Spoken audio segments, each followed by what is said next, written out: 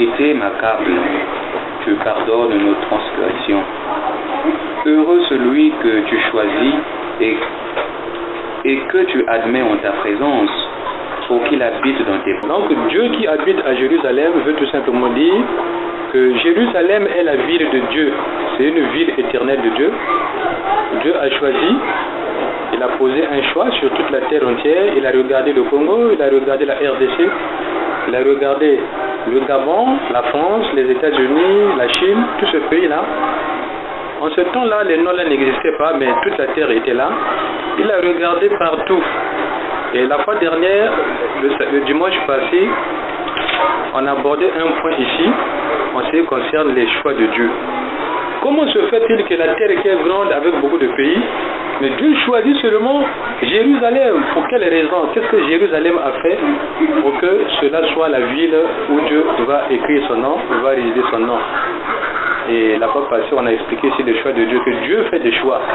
Vous pouvez être 10, 5, 20, 25, 50. Parmi vous, il va faire un choix. Il va dire que moi, j'ai choisi celui-là. Et nous avons dit ici que le choix de Dieu ne se fait pas au hasard. Ce n'est pas le hasard, mais Dieu fait un choix selon quelque chose, selon un critère, selon un principe de Dieu qui est écrit dans la Bible. C'est à travers ce principe-là que Dieu a choisi Jérusalem pour y écrire son nom éternellement.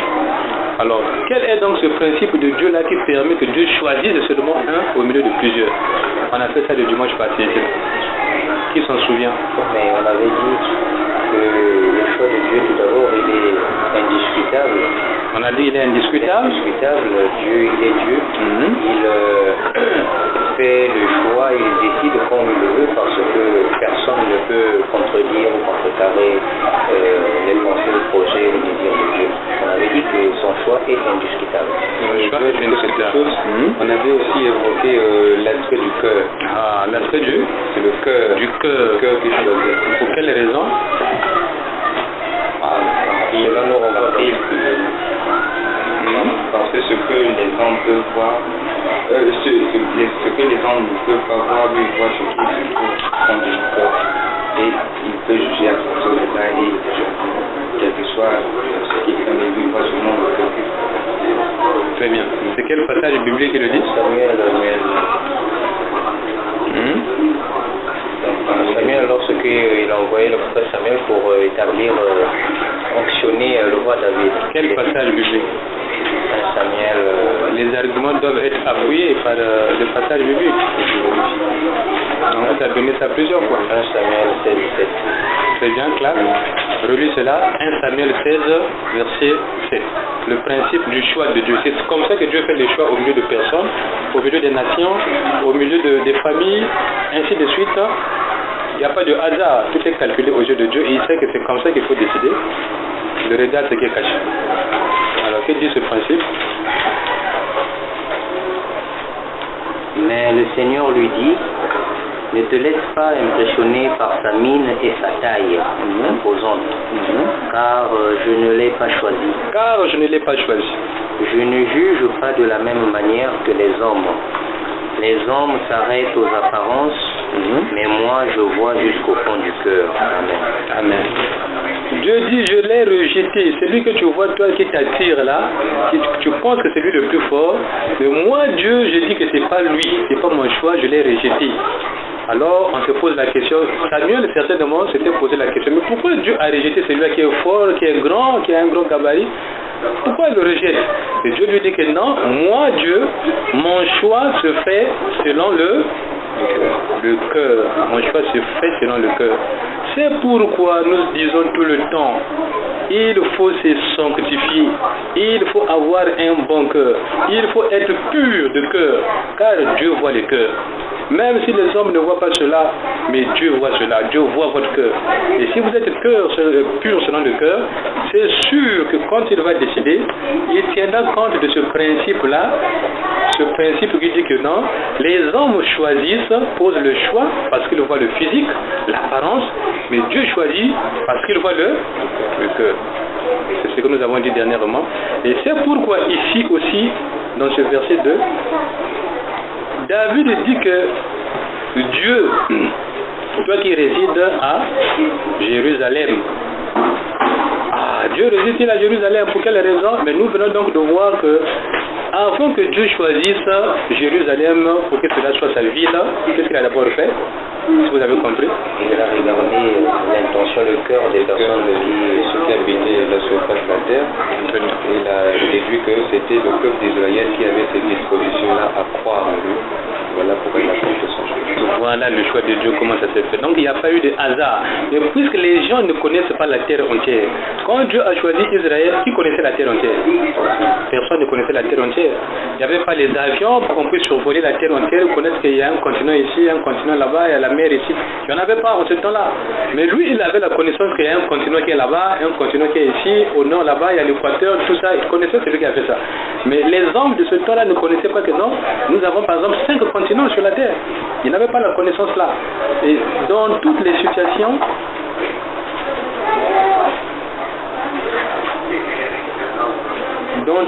situations, les choses fonctionnent de cette manière-là. Vous allez vous dire, mais pourquoi lui seulement? Pourquoi lui il est sorti premier? Pourquoi lui il a toujours l'argent? Mais pourquoi lui on lui donne seulement, on lui aime seulement? Mais pourquoi Dieu écoute seulement ses prières? Nous venons d'entendre ici qu'il y a un secret de Dieu, effectivement, qui est le cœur de la personne.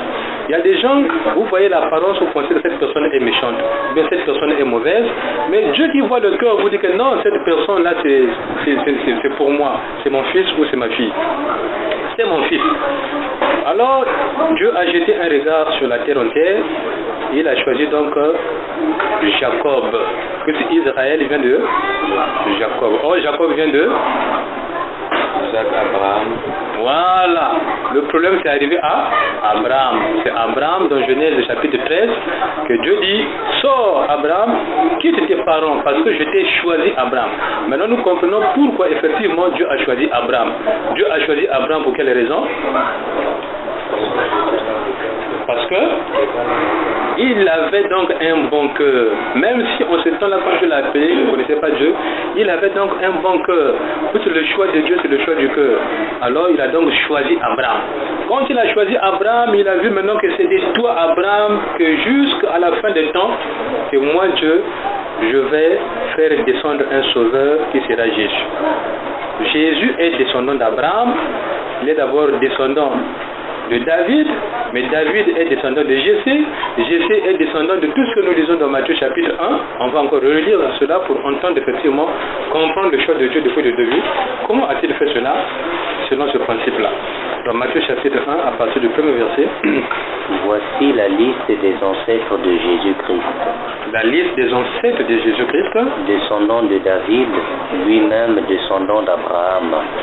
Descendant on commence par quel nom? Par descendant de David, lui-même descendant d'Abraham. Donc le premier nom c'est lequel? Abraham. Abraham. Continue. Abraham fut père d'Isaac, Isaac de Jacob, Jacob de Judas et de ses frères. Judas fut père de Pérez et de Zéra. Leur mère était Tamar. Pérez fut père de Esron, Esron de Ram. Ram fut père d'Aminadab, Aminadab de Nachon. Nachon de Salman, Salman fut père de Bouz. Rahab était sa mère, Bouz fut père d'Obed. Ruth était sa mère, Obed fut père de Jessé, et Jessé du roi David. David fut père de Salomon. Sa mère avait été la femme d'Uri. Salomon fut père de Roboam, Roboam d'Abia, Abia d'Asaph. Asaph fut père de Josaphat, Josaphat de Joram, Joram d'Ozias. Ozias fut père de Jotam, Yotam. Yotam d'Akaz, Akaz d'Ézéchias. Ézéchias fut père de Manassé, Manassé d'Amon, Amon de Josias. Josias fut père de Jéconia et de ses frères à l'époque où les Israélites furent déportés à Babylone. Après que les Israélites eurent été déportés à Babylone, Jéconia fut père de Shealtiel et Shealtiel de Zorobabel. Zorobabel fut père d'Abioud, Abioud d'Eliakim, Eliakim d'Azor. Azor fut père de Sadok, Sadok d'Achim, Achim d'Eliud, Eliud fut père d'Éléazar, Éléazar de Maton, Matan de Jacob, Jacob fut père de Joseph, l'époux de Marie. C'est d'elle qu'est né Jésus appelé le Messie. Il y eut donc en tout 14 générations depuis Abraham jusqu'à David, puis 14 depuis David jusqu'à l'époque où les Israélites furent déportés à Babylone, et 14 depuis cette époque jusqu'à la naissance du Messie. Amen. Amen. Voilà, nous sommes éclairés donc sur les origines de Jésus-Christ sur la terre ici. Alors c'est pourquoi le verset 2, David dit: Jérusalem, Dieu, toi qui habites à Jérusalem, reprends encore pour la énième fois ce verset, qui a lu ce verset, Fatulé, verset 2. Ô Dieu qui habite sur Jérusalem. Il n'y a pas le soleil qui vous dérange là? Mais là, je pense qu'il faut descendre le rideau là. Vas-y, Fatulé. Ô Dieu qui habite Jérusalem, tu mérites nous devant tes noms. Amen. Toi qui habites Jérusalem, tu mérites nos louanges. Et la troisième, ce qui vient là, c'est: nous devons tenir nos promesses. Nous devons tenir nos promesses. Nous venons de voir que Dieu habite Jérusalem selon son choix. Et toutes les louanges, Dieu mérite toutes les louanges montent vers Dieu. Et nous devons tenir nos promesses. Le problème de promesses revient ici. Et les louanges qui doivent monter à Dieu. Si nous regardons la façon dont le monde d'aujourd'hui est en train de fonctionner, on se rend compte que ce que vient de dire le verset 2 là ne rentre pas dans la volonté de Dieu. Que toutes les louanges doivent aller à Dieu. Toutes les louanges doivent aller à Dieu. Regardons la situation des nations qui sont sur la terre. Nous savons que la terre compte aujourd'hui plusieurs nations. Et parmi ces nations, vous avez le Congo. Le Congo n'est que l'une des nations qu'on trouve sur cette terre-là. Or, nous venons d'entendre que toutes les louanges doivent monter vers Dieu. Mais qu'est-ce que nous regardons? Dernièrement, tout le monde a vu à la télévision ici l'inauguration de l'université, des bâtiments de l'université. On a vu l'inauguration du marché Total. En ce jour-là, qui a été glorifié? C'est le président. Mais la Bible nous dit que qui devait être glorifié? C'est Dieu qui devra être glorifié. Toutes les louanges doivent monter à Dieu. En ce jour-là, qui a fait monter la louange à Dieu pour dire que Dieu, c'est grâce à toi que nous avons obtenu ceci? Car toute autorité vient de toi. C'est toi qui nommes ceux qui dirigent. Ça veut dire que si toi tu n'as pas nommé cette personne-là ne pourra pas réaliser ce qu'elle a fait. Et nous aussi, on ne serait pas en possession de ce que nous sommes en train de voir. Et je ne sais pas, je ne pense pas que même vous qui avez la connaissance de Dieu, qui étudiez les principes de Dieu ici là, en ce jour-là, vous avez vu, on est en train de glorifier par exemple un président, ou bien un chef de quartier, un ministre, une personne quelconque. Et vous, en ce jour-là, vous dites que non, dans votre cœur, c'est Dieu qui doit être glorifié. La louange, c'est à Dieu. C'est vrai, il faut montrer la reconnaissance à l'autorité qui représente Dieu. Mais la louange, qu'est-ce que signifie la louange? Le fait de louer Dieu. La louange, c'est l'action de louer. C'est ce que vous louez, c'est ce que vous dites. Les mérites de cette personne-là, ça c'est la louange. Alors, ça n'est qu'un exemple. Nous prenons toutes les nations qui sont sur la terre aujourd'hui. Vous voyez très bien que quand des progrès sont réalisés dans le domaine scientifique, dans le domaine technique ou technologique, vous voyez qu'on a découvert quelque chose, même le téléphone portable, l'avion, toutes ces choses que vous voyez. Dès qu'on a fait cela passe dans les journaux et on glorifie, on élève la personne qui a découvert ou bien le pays qui est à l'origine de cette œuvre-là. Mais vous n'allez pas voir dire là-dedans que c'est Dieu qui a permis qu'on puisse faire ces choses-là. Mais ici, David, en tant que serviteur de Dieu, fils de Dieu, en tant que prophète, c'est que lorsque nous venons de voir dans le premier verset que est-ce que les hommes connaissent ce que Dieu connaît? Non. Est-ce que les hommes voient ce que Dieu voit? Est-ce que les hommes pensent ce que Dieu pense? Non. Tout cela, non. Donc, est-ce que les pensées de Dieu sont comme les pensées des hommes? Est-ce que les pensées des hommes ressemblent aux pensées de Dieu? Maintenant, si les hommes font un choix, est-ce que Dieu sera d'accord avec ce choix-là ou bien ne sera pas d'accord avec ce choix-là? Il ne sera pas d'accord avec ce choix. Car mes pensées ne sont pas vos pensées, dit l'Éternel. Et mes voix ne sont pas vos voix. Donc, quand vous élevez une personne sans que Dieu soit là-dedans, les louanges que vous faites là aux yeux de Dieu, ce sont des louanges qui sont mortes, qui ne vont rien donner. Et cela va attrister Dieu qui a donné la connaissance, qui a dit que la louange sied à l'Éternel par la bouche du prophète ou de son serviteur David. Et ici nous venons d'entendre que toutes les louanges s'élèveront vers toi. Mais est-ce que tout le monde sait que toutes les louanges doivent s'élever vers Dieu? Peut-être tout le monde le sait. Celui qui est enseigné, Seul celui qui est enseigné. Maintenant, si celui qui est enseigné ne le fait pas, c'est un péché ou bien c'est pas un péché? C'est une faute grave parce que quelque part on nous dit toutefois le bien que tu ne veux pas le faire, bon, c'est dans Jacques. C'est Jacques 4, 17. Quand tu connais ce qui est bien et que tu ne le fais pas, tu commets un péché. Voilà. C'est votre devoir à vous que Dieu forme, que Dieu a formé, que Dieu continue de parler, de faire ce travail-là. Les hommes, tout le monde ne connaît pas ce que vous connaissez. Si bien qu'on va faire les choses dans le sens, non pas selon la volonté de Dieu, mais plutôt contraire à la volonté de Dieu. Mais Dieu dit que toi tu es témoin, vous êtes les témoins de Dieu. Vous témoignez que non, selon les principes de Dieu, c'est pas comme ça que Dieu attend. Puisque vous pouvez nommer un président aujourd'hui, le soir, Dieu l'enlève. Il met une autre personne. Il a fait ça dans la Bible plusieurs fois. Les choix que les hommes avaient choisi le roi Saül. Saül, effectivement, c'était le premier président d'Israël. Mais Dieu a fait quoi par la suite? Il a rejeté Saül pour prendre David. Mais pourtant, c'est lui qui avait dit va oindre Saül. Saül était le président que le peuple demandait. C'était la démocratie, il voulait la démocratie. Dieu leur a donné la démocratie, mais Dieu n'était pas avec ce choix-là. Que cela venait des hommes et nous connaissons les conséquences. C'est pourquoi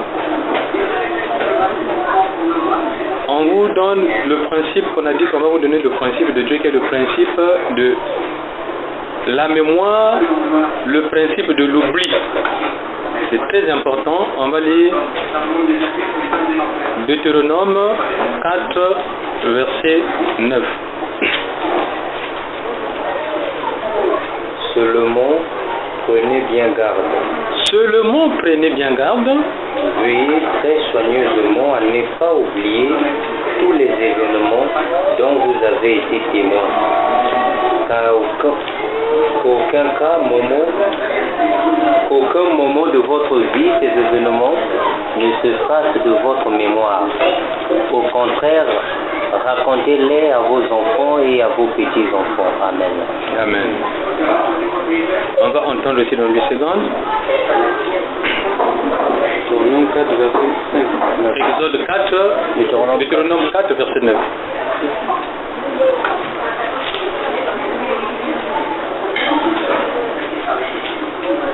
Seulement, prends garde à toi et veille attentivement sur ton âme tous les jours de ta vie, de peur que tu n'oublies les choses que tes yeux ont vues et qu'elles ne sortent de ton cœur. Enseigne-les à tes enfants et aux enfants de tes enfants. Amen. Amen. Dieu nous dévoile ici un secret, un mystère qui est le principe de l'oubli et de la mémoire. Dans quelles conditions quelqu'un peut oublier? Si quelqu'un oublie, ça veut dire qu'il ne sera pas sauvé, sa vie est en danger. Si quelqu'un n'oublie pas, ça veut dire que cette personne sera sauvée. La personne qui n'oublie pas, c'est une personne qui sera sauvée. Forcément, cette personne sera sauvée. Et la personne qui oublie, quoi qu'il en soit, ne pourra pas être sauvée à cause du fait qu'il n'a pas veillé, elle n'a pas veillé à son âme, donc elle ne pourra pas être sauvée.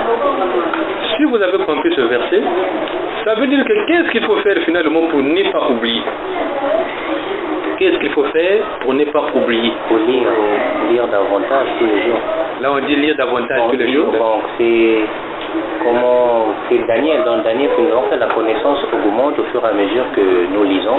Donc, c'est comme un enseignant aujourd'hui qui enseigne, mais s'il ne prend pas tout d'abord connaissance, s'il mémorise, apprend ce qu'il enseigne aux élèves, il finira par oublier et peut tâtonner. Tout comme aussi dans le même principe de Daniel que nous connaissons bien, la connaissance augmente au fil du temps au moment où nous ouvrons cette Bible qui est la Bible, la parole de Dieu. La connaissance ne fera qu'augmenter, mais au moment où nous la lisons plus, nous allons perdre des notions. Donc je pense bien pour moi, premièrement, c'est la lecture de la parole de Dieu quotidienne. Donc c'est en fonction de ce que cette lecture nous procure. Ici le secret c'est l'enseignement.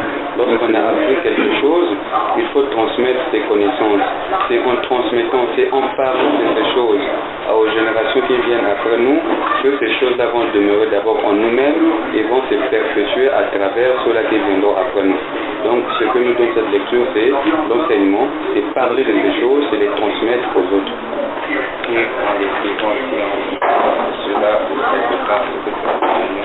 Et en écrivant cela quelque part, ce que tu as retenu. Bien. Vous avez dit ce qu'il faut, mais sauf qu'on a l'impression que c'est deux choses différentes.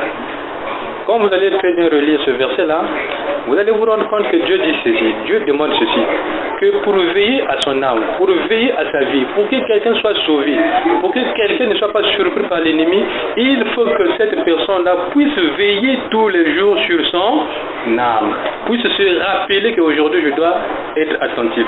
Aujourd'hui, il faut se souvenir de la chose tous les jours afin de ne pas oublier. Celui qui oublie, c'est celui qui n'a pas respecté ce principe-là. Celui qui lit par exemple la leçon qui va à l'école. Tu as lu la leçon aujourd'hui là. 3 jours, tu n'as pas lu cette leçon-là. La 4e jour, quand tu vas le lire, tu vas te retrouver? Tu ne vas pas te retrouver, tu as oublié. Tu n'as pas appliqué le principe. Ce principe veut que pour ne pas oublier, il faut faire quoi? Se souvenir de la chose tous les jours. Lorsqu'on se souvient de la chose tous les jours, quel que soit, même si on fait les fétiches, on fait quoi que ce soit, la personne ne va pas oublier dans son souvenir, dans sa mémoire, si chaque jour il repense à cette chose-là, d'après ce principe-là. Ça c'est le 1. Au 2, lorsqu'on veut garder cela, que cela reste éternellement, il faut maintenant descendre en bas pour faire de cela un principe d'enseignement, pour enseigner cela. Ce qu'on enseigne, alors vous enseignez cela à des gens, à votre descendance, vous pouvez oublier, mais la descendance va garder la mémoire.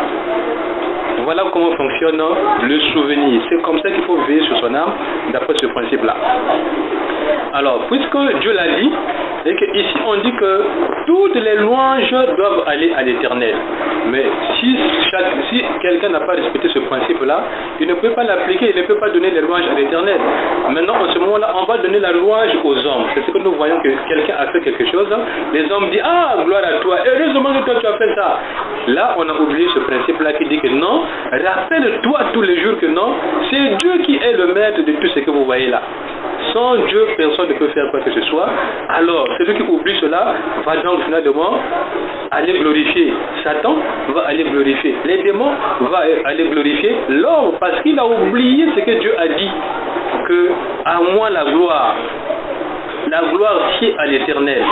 On va oublier cela parce que tous les jours on ne va pas lire le même passage et on va tomber dans l'oubli. Or, si on oublie cela, la conséquence est qu'on ne sera pas sauvé. Celui qui oublie ne peut pas être sauvé, que ce soit au travail, que ce soit à l'école, que ce soit dans les choses de Dieu. Cela fonctionne comme ça là.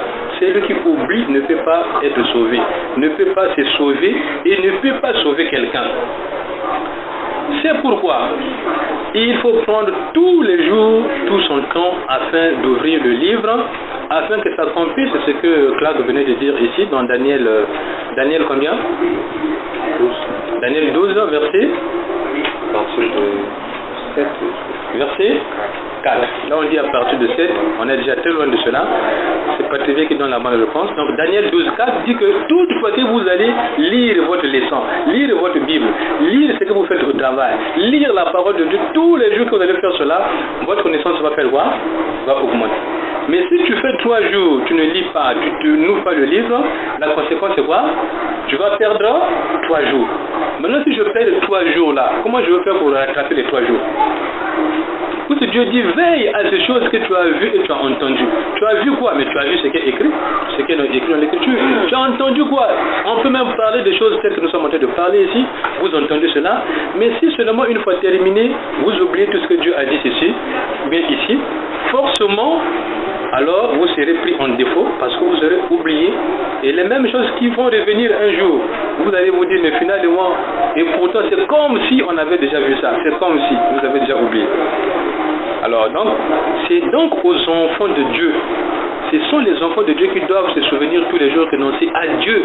Lorsque nous voyons quelque chose qui est bien, même si c'est l'homme qui a fait ça, mais nous allons dire gloire à Dieu, car c'est grâce à Dieu que cela a été fait.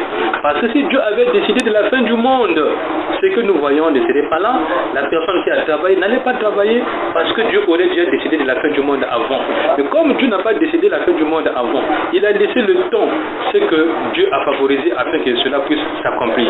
Donc la louange tient à l'Éternel, à Dieu seul, et non aux hommes, et non aux princes, aux rois, à qui que ce soit, mais seulement à Dieu.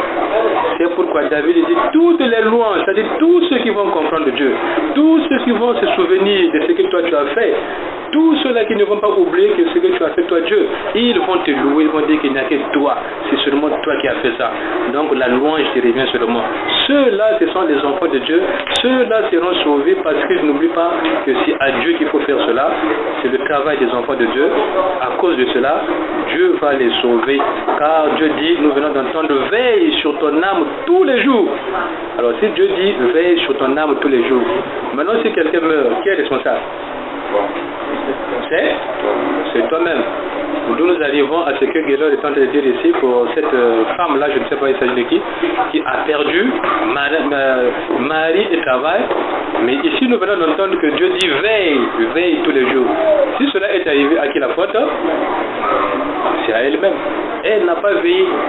Elle n'a pas appliqué ce principe qu'il faut veiller tous les jours. Et nous savons que dans Marc 13, il est écrit quoi? C'est lui qui va persévérer jusqu'à la fin sera sauvé. Donc persévérer jusqu'à la fin, n'est pas lâcher, n'est pas passer un seul jour sans se souvenir, sans faire ce que Dieu demande de faire.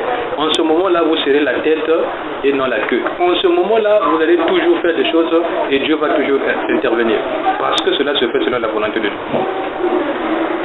Donc, pour les élèves qui viennent avec, notamment pour Gansly qui n'a pas bien travaillé au premier trimestre, et pour Patrick qui n'a pas bien travaillé au premier trimestre, ce principe-là, vous devez l'appliquer à partir d'aujourd'hui.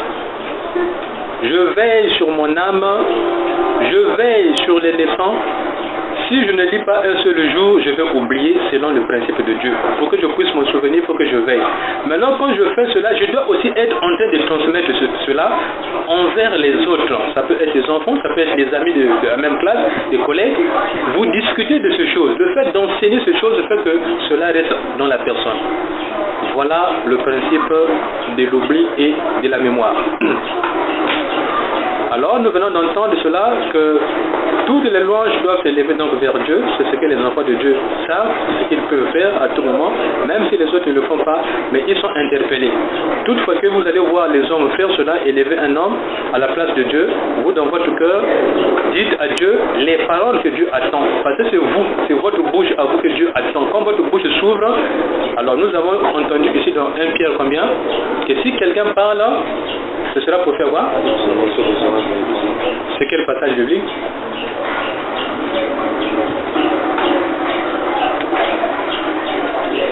Si quelqu'un parle, que ce soit pour annoncer les oracles de Dieu, c'est pour dire les choses de Dieu, pour toucher Dieu. C'est dans 1 Pierre, c'est Pierre qui a dit ça, l'apôtre Pierre. Mais quel chapitre, quel verset? 11. 1 Pierre combien? 4, 11. Et qu'est-ce qu'il écrit? Si quelqu'un parle, que ce soit comme annonçant les oracles de Dieu. Ouais. C'est pourquoi Dieu, quand il dit des choses comme ça, quand il donne des choses, ces choses ne meurent pas. Même vous, si vous oubliez, ces choses-là ne vont pas mourir parce que la parole de Dieu ne meurt pas, elle est vivante, elle est éternelle. C'est pourquoi vous aussi, accrochez-vous afin que vous soyez dans la même marche avec le Seigneur Dieu. Et la troisième partie de ce verset que venait de dire Patrivé nous disait que ça dit quoi? La dernière partie?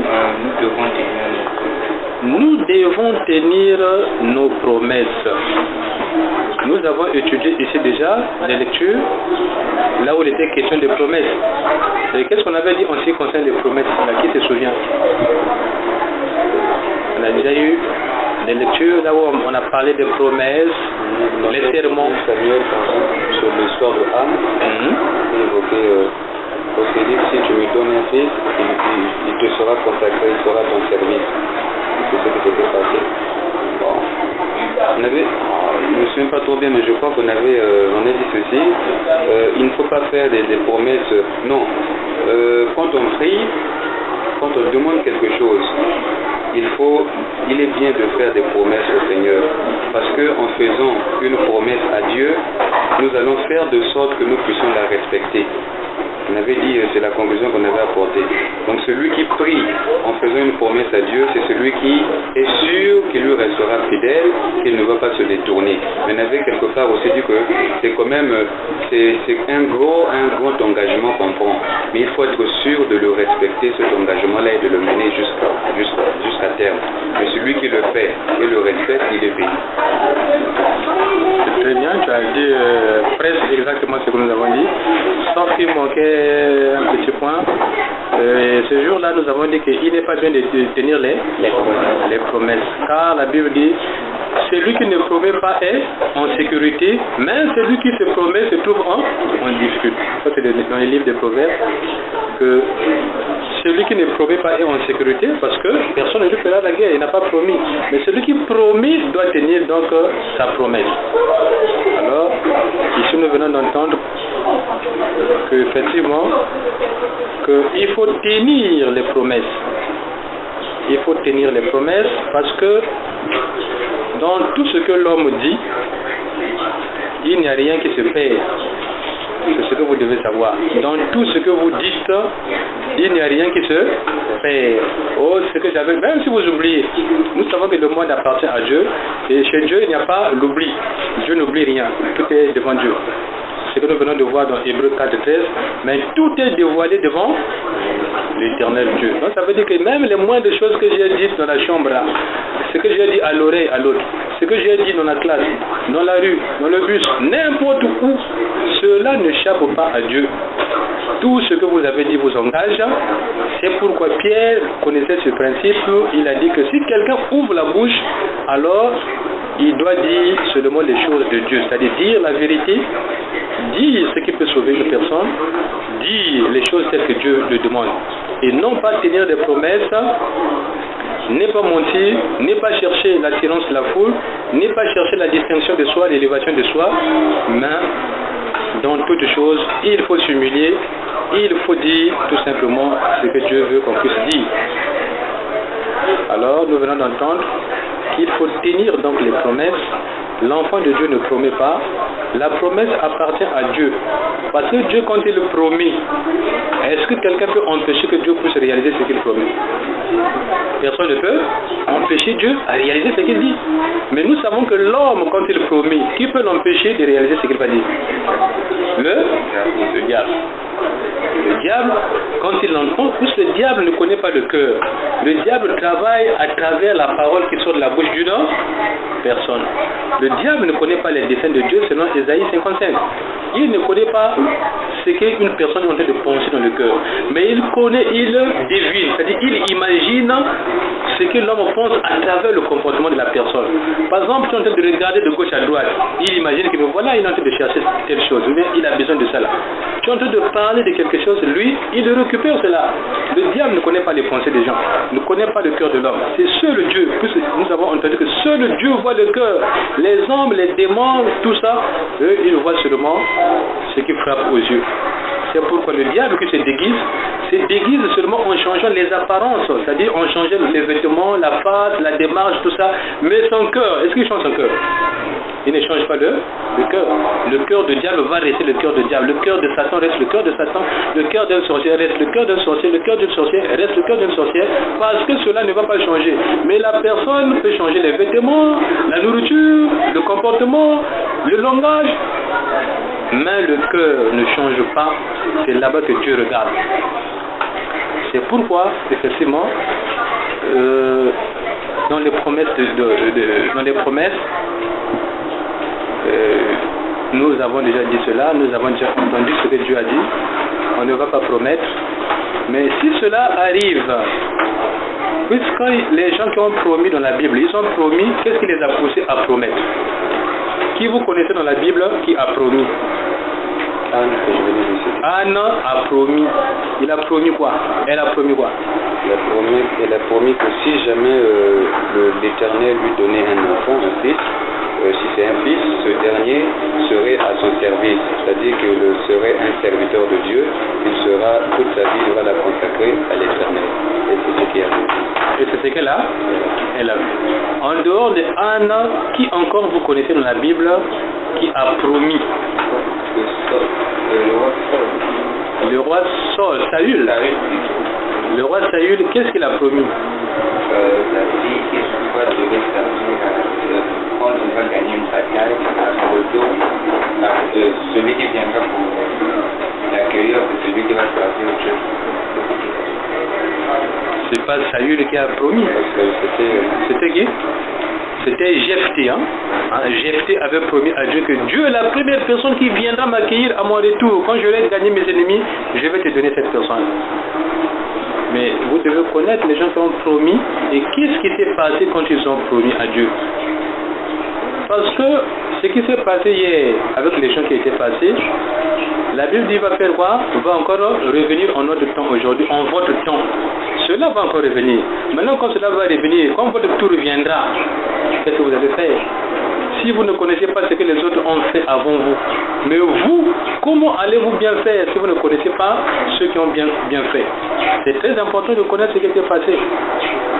Donc on a cité l'exemple de Jephthé qui a promis que Dieu, si tu me donnes la victoire contre mes ennemis, ils sont très nombreux. Ah Dieu, sache que quand je vais revenir chez moi à la maison, la première personne qui viendra m'accueillir puisque j'aurai la victoire, je vais te donner cette personne-là. Malheureusement pour lui, la première personne aussi, c'était qui? C'était sa fille. Il n'avait qu'un seul enfant, une seule fille, c'est cette fille-là qui est venue l'accueillir. Vous avez aussi, les exemples sont nombreux, on a vu. On a cité Anne qui n'avait pas d'enfant, mais il y en a d'autres, il y en a beaucoup, il faut regarder cela dans la Bible.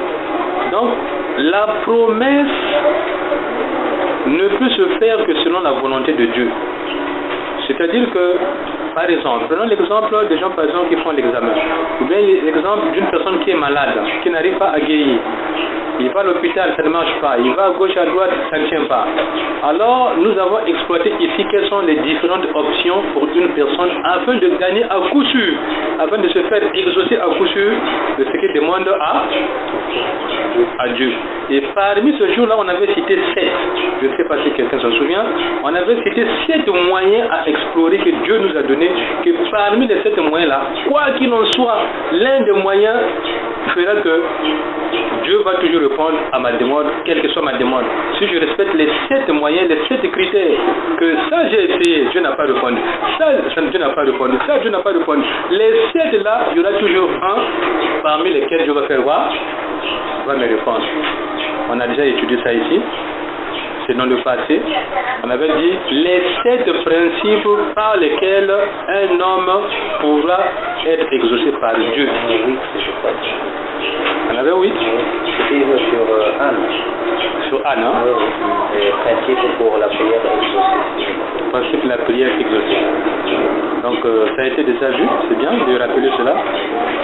Si c'en était 8, c'est bien, donc il faut les connaître afin de les appliquer. Et dans ce principe-là, il y avait la promesse. Mais donc nous n'allons pas promettre, on ne peut promettre que si cela devient une nécessité et qu'en dehors de ça, il n'y a pas un autre moyen, il n'y a que ce moyen-là. En ce moment-là, on va promettre. Mais lorsqu'on va promettre, il y a 2 personnes qui peuvent promettre. Celui qui connaît Dieu, il peut promettre. Celui qui ne connaît pas Dieu aussi peut promettre. Maintenant, entre celui qui connaît Dieu et celui qui ne connaît pas Dieu, entre les deux, qui va respecter sa promesse? Celui qui connaît Dieu. Pour quelle raison? Parce qu'il connaît aussi, ne tient pas sa promesse, il sera, je peux dire, monté. Le malheur va tomber sur lui. Très bien. Parce que c'est lui qui a la connaissance. Or, celui qui a la connaissance peut se sauver et peut sauver les autres. Donc, lui, en tant que cela, dans cette position-là, quand il promet dans la connaissance de Dieu, il doit respecter sa promesse. Parce qu'il a la connaissance, il connaît que c'est comme ça que ça fonctionne. Mais celui qui ne connaît pas Dieu, il peut promettre sans tenir compte même qu'il a promis, il oublie. Il oublie à dire, ah, est-ce que j'avais promis? Ah, j'avais oublié que j'avais promis. Ça veut dire que c'est une personne qui ne marche pas avec Dieu. Ça veut dire que c'est une personne qui prend à la légère la promesse. Et une telle personne devient un instrument de Satan et non un instrument de Dieu. Il va causer beaucoup de pertes, beaucoup de pleurs, beaucoup de dommages, beaucoup de souffrances envers les personnes qui écoutent ce genre de promesses-là. C'est pourquoi deux personnes promettent, une va réaliser sa promesse, l'autre ne va pas réaliser sa promesse. Celle qui va réaliser sa promesse, c'est celle-là dont il est question dans ce verset 2, dont nous venons d'entendre que il faut faire quoi? Il faut accomplir, il faut réaliser les promesses. Donc cela est adressé à l'enfant de Dieu qui est conscient qu'il faut réaliser les promesses. Alors donc nous avons compris, on ne doit pas promettre. Si on promet, si on connaissance, on doit réaliser. Il n'y a que ces deux choses-là, ou ne pas promettre, ou promettre et réaliser. Et si je promets, je ne réalise pas, je deviens un menteur. Alors, Dieu n'est pas le père des menteurs, mais le père des menteurs, c'est qui? C'est Satan. On devient du coup fils de Satan. Sans le savoir qu'on devient fils de Satan, ou fille de Satan, mais tout simplement parce qu'on a promis, on n'a pas réalisé, on devient menteur, on est maintenant sous la tutelle du père du mensonge. Le père du mensonge, c'est qui? C'est Satan, et en ce moment-là, on dépend maintenant de Satan. Satan vous domine, parce qu'effectivement, vous lui avez donné la possibilité de vous dominer. Nous passons donc au verset 3. Tout d'abord, avant de passer sur ces principes-là, on les avait étudiés le 4 mars 2012. Le 4 mars 2012, hein? Tu les as retrouvés? Il y en a, oui. Lesquels? L'amour, l'espérance, la fidélité, le serment, la persévérance, le sacrifice, le courage. Et on avait ensuite ajouté consulter Dieu avant de faire quelque chose. Consulter Dieu avant de faire quelque chose.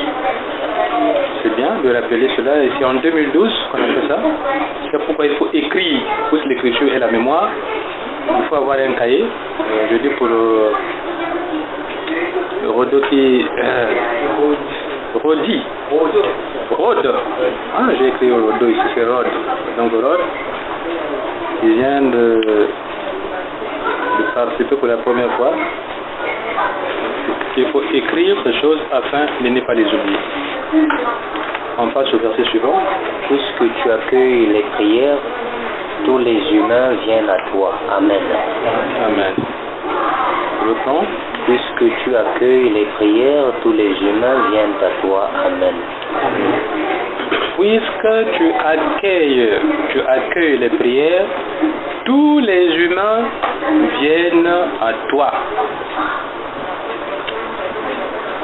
Il y a quelqu'un ici dans le pays, dans un village, un homme politique. Il n'y a pas un point à toi, mais ça continue dans le verset 4 aussi sur moi. C'est-à-dire? Et donc, je pense qu'on devait prendre la première ligne du 4e verset qui est le point. Ici, bon, ils n'ont pas terminé par un point. Il n'y a pas de point. Ah, oui. Le point vient. Ici, par exemple, nous sommes là à toi, puisque les prières, tous les humains viennent à toi. Pour en donner un sens, ça vient ici charger de leur faute, point. Laisse savoir. Charger de leur faute. Non, mais toi, c'est le verset que tu lis. Le verset 3. Donc, ça s'arrête là. Ici, le 4, chargé, ça c'est un autre verset. Tu comprends? C'est un autre. Même si le point n'est pas là, mais tu vois très bien que nous avons mis 3. Lorsqu'on sépare 3 et 4. Tu comprends? On sépare 3 et 4, ça veut dire que ce n'est pas la même pensée. Alors donc reprends ce verset-là. Que tu accueilles les prières, tous les humains viennent à toi. Que tu accueilles les prières, tous les humains viennent à toi. Alors,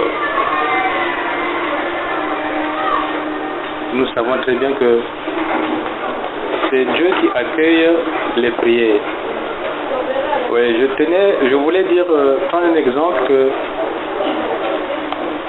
vous êtes des jeunes, vous ne savez pas certaines choses qui se passent ici dans le pays, qui sont réalisées ici dans le pays, et même partout dans le monde entier.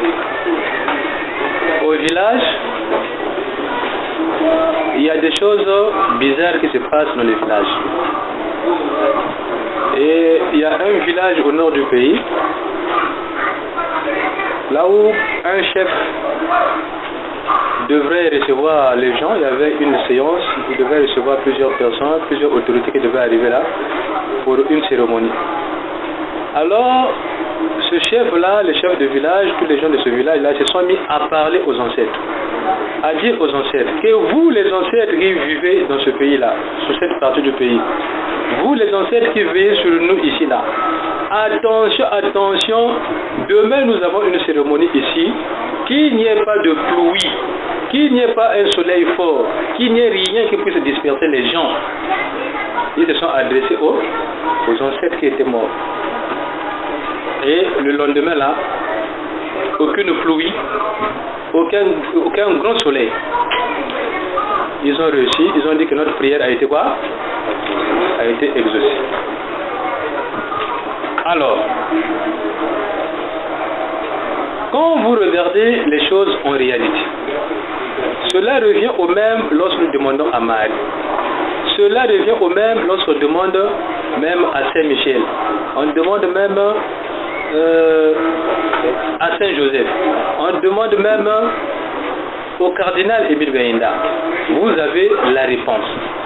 Qu'est-ce qui s'est passé? Est-ce que c'est la personne à laquelle je me suis adressé, aux ancêtres qui étaient morts? Nous on a dit les ancêtres, veillez à ce que demain qu'il n'y ait pas la pluie, et demain aussi il n'y a pas eu la pluie. Est-ce que ce sont les ancêtres qui ont fait cela, ou bien est-ce que ce ne sont pas les ancêtres qui ont fait cela? Moi je pense bien que pour ces personnes qui se sont adressées aux ancêtres afin qu'il n'y ait pas de pluie, c'est Dieu qui est auteur de toutes choses, en prenant l'exemple de ce qui s'est passé avec Job. Dieu a permis que Satan puisse rendre Job malade, ces difficultés dont nous avions étudié là. C'est parce qu'il a demandé tout d'abord, Satan a ouvert sa bouche et Dieu a donné son accord. Donc, tout comme pour ces gens qui ont demandé aux ancêtres pour qu'il n'y ait pas la pluie, cela aussi s'est passé de la sorte afin que Dieu, ne voulant pas en quelque sorte leur dévoiler la vérité comme telle, permettra qu'ils puissent se baigner encore dans l'ignorance afin qu'ils continuent de croire encore à ces ancêtres-là, comme le principe qui est dans le livre d'Apocalypse, que celui qui se suit davantage. Donc c'est comme pour dire, Dieu ne veut pas se révéler à eux, leur faire connaître la vérité et leur faire continuer à demeurer encore dans ces genres de pratiques. Mais lui, il est auteur de toutes choses parce que Satan ne peut rien faire sans l'accord de Dieu, je dirais, en prenant l'exemple de ce qui s'est passé avec Job. Donc Dieu est auteur de cela afin que l'ignorance soit développée encore davantage dans ces personnes faisant ce pratique. Jusqu'au jour où Dieu voudra leur faire savoir que bien, c'est pas vos ancêtres, mais c'est moi. Donc c'est ce que je pourrais dire. Oui, toi tu parles en tant que celui qui a la connaissance. Celui qui sait ce qu'il faut faire et celui qui connaît les principes de Dieu. Bon, mais celui qui ne connaît pas, oui, ce sont les ancêtres là. Et lui aussi, demain il fera la même chose. Il va enseigner cela que non, adressez-vous aux ancêtres parce que ça marche, je pensais que ça fonctionne. Oui, c'est ça.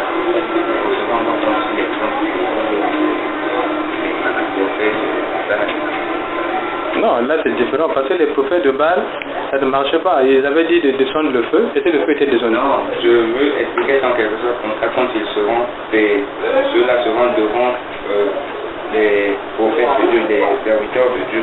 Cela ne marchera pas, Dieu ne permettra pas que ça puisse marcher devant ses serviteurs, puisque c'est lui qui c'est à partir de là qu'il va montrer plutôt aux adorateurs que c'est lui qui exauce le péché. Et que ce ne sont pas des ancêtres qui viennent de Dieu, c'est pour Dieu qui exauce le péché. Ce que Clark venait d'expliquer aussi de façon très simple et correcte, qu'effectivement, c'est que Dieu veut tout simplement les maintenir dans l'ignorance, afin qu'ils continuent de faire et de croire que ce sont les ancêtres qui ont répondu. Mais nous, lorsque nous récitons par exemple le chapelet, nous savons que, quelle est la vérité que nous savons? Lorsque nous récitons le chapelet, par exemple, on s'adresse à Marie, quelle est la vérité que nous savons? C'est Marie qui intercède auprès d'eux. Et qui a installé Marie comme étant intercesseuse? C'est Dieu lui-même. Sans Jésus, est-ce que les gens peuvent prier Marie?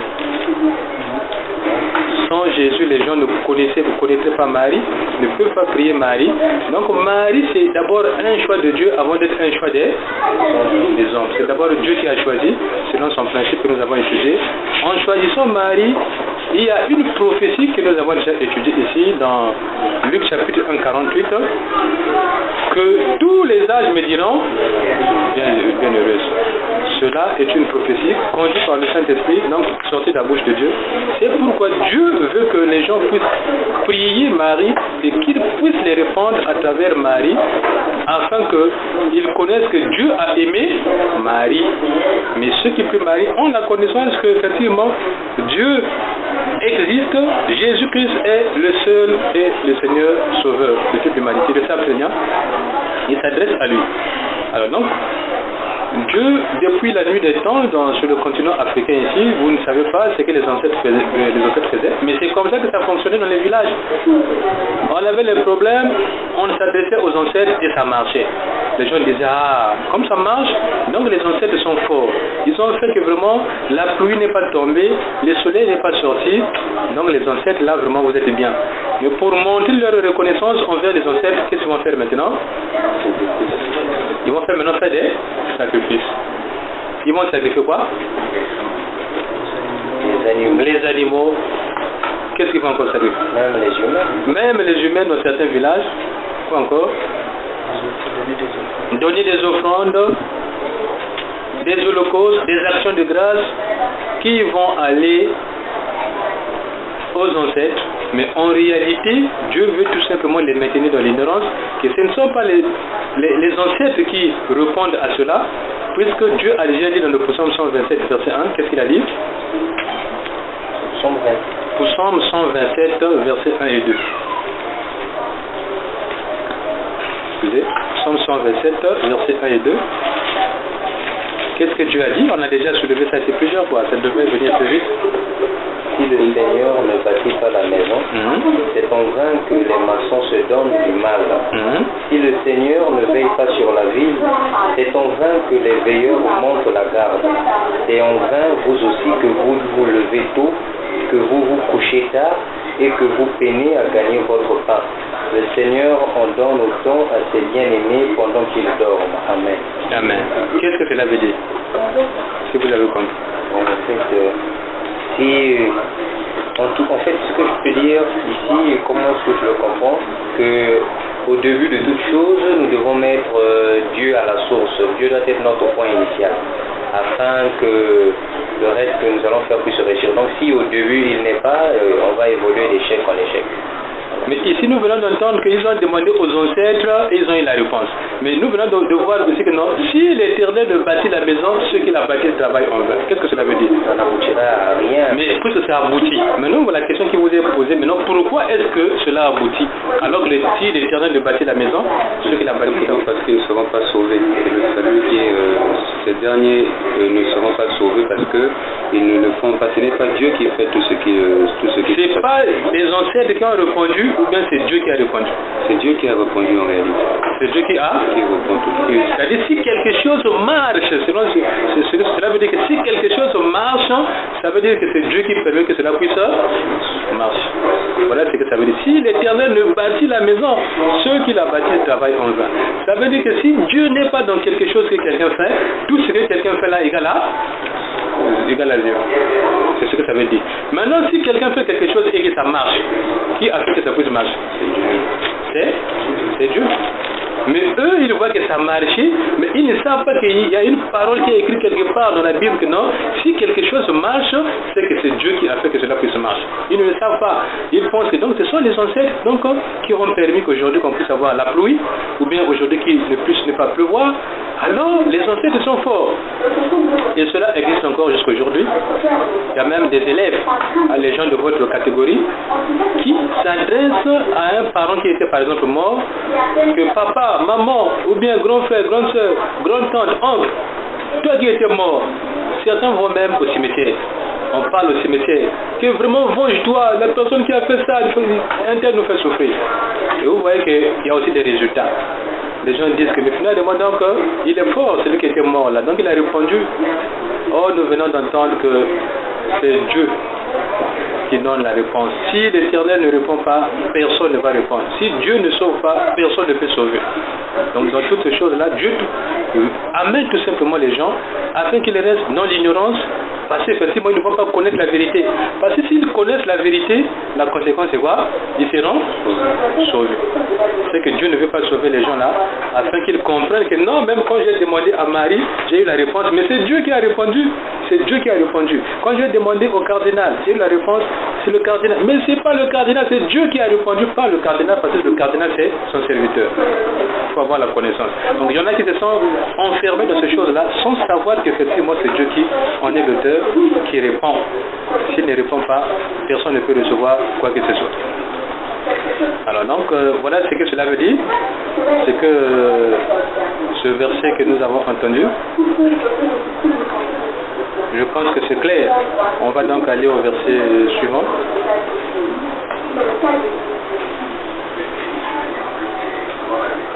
Les iniquités m'accablent. Tu pardonneras nos transgressions. Amen. Amen. Les iniquités m'accablent. Tu pardonneras nos transgressions. Tu pardonneras nos transgressions. Alors quand David dit les iniquités m'accablent, que signifie iniquité? Les fautes. Iniquité égale à faute. Iniquité égale à quoi encore? Péché, par définition, iniquité, c'est ce qui s'oppose à l'équité, ce qui n'est pas droit. Et nous savons que ce qui est bien, ce qui est droit, c'est ce que le Seigneur nous recommande. Donc toutefois qu'on désobéit à un ordre, un commandement du Seigneur, on commet une iniquité. Donc c'est une faute, comme on a dit, mais ce qui s'oppose à la parole de Dieu, à ce qui est bien. Et même lorsqu'on fait ce qui n'est pas bien, c'est aussi une iniquité. Donc c'est une faute, c'est un ensemble de fautes. C'est donc une injustice, c'est donc quelque chose qui n'est pas droit. L'iniquité, c'est donc l'injustice. Reprends pour la deuxième fois. Les iniquités m'accablent, tu pardonneras nos transgressions. L'iniquité m'accable, là il dit l'iniquité m'accable. Les iniquités. Les iniquités m'accablent. Quand il parle comme ça, ça accable qui? Ça accable combien de personnes? En lui, il y a tout le peuple, il est à la tête de tout le peuple d'Israël, et donc c'est tout le pays. Et la suite? Tu pardonneras nos transgressions. Là c'est maintenant nos transgressions. L'iniquité m'accable et tu pardonneras nos transgressions. Ça aussi c'est un point que vous devez certainement, certains comprennent déjà ce que cela veut dire, que la faute d'une seule personne, c'est la faute de combien de personnes? C'est la faute de plusieurs personnes. Un exemple. Je peux citer un exemple. Que la faute d'une personne, c'est la faute de plusieurs personnes. Adam. Exemple? Adam. Adam a péché et tout le monde meurt. Adam a péché et tout le monde meurt. La faute d'une seule personne coûte la vie à toutes les personnes. Oui. Salomon, il a péché et qui a souffert? Le peuple, c'était ce qui a permis ses frères. Le peuple, ses frères, ainsi de suite. C'est un point très important, très capital. Quand David dit l'iniquité m'accable, quand lui il a péché, les autres ne le savaient pas ou bien ils le savaient? Quand il a péché David, il a péché à quel moment David? Quand il a envoyé un de ses soldats en guerre pour le faire tuer afin de récupérer sa femme. La femme de qui? Bathsheba. Un soldat qui s'appelle Uri. C'est pas tout ce que David a fait. Qu'est-ce qu'il a encore fait? Quelle faute il a encore commis? Il a fait tuer, il a commis l'adultère, il a pris la femme de Toé. David a fait ce qu'il ne fallait pas faire. Qu'est-ce qu'il a fait? Il a dénombré le peuple, il a compté le peuple. Or, en ce temps-là, et au temps d'aujourd'hui, il y a des guerres. Quand l'ennemi sait que vous êtes 5, et eux, ils sont 1000, l'ennemi qui viendra vous attaquer, il sera motivé ou bien il ne sera pas motivé? Il sera très motivé. Il sera très motivé. Pour quelle raison? Parce qu'ils sont plus nombreux, et plus puissants en nombre. Voilà le péché que David a commis vers la fin. Ce péché-là a coûté beaucoup de choses à David. On a dit à David, David, choisis 3 punitions que Dieu t'envoie. Ou bien, la peste va frapper tout ton royaume pendant 3 jours. Ou bien, pendant 3 mois, tes ennemis vont te poursuivre pour te mettre à mort. Ou bien,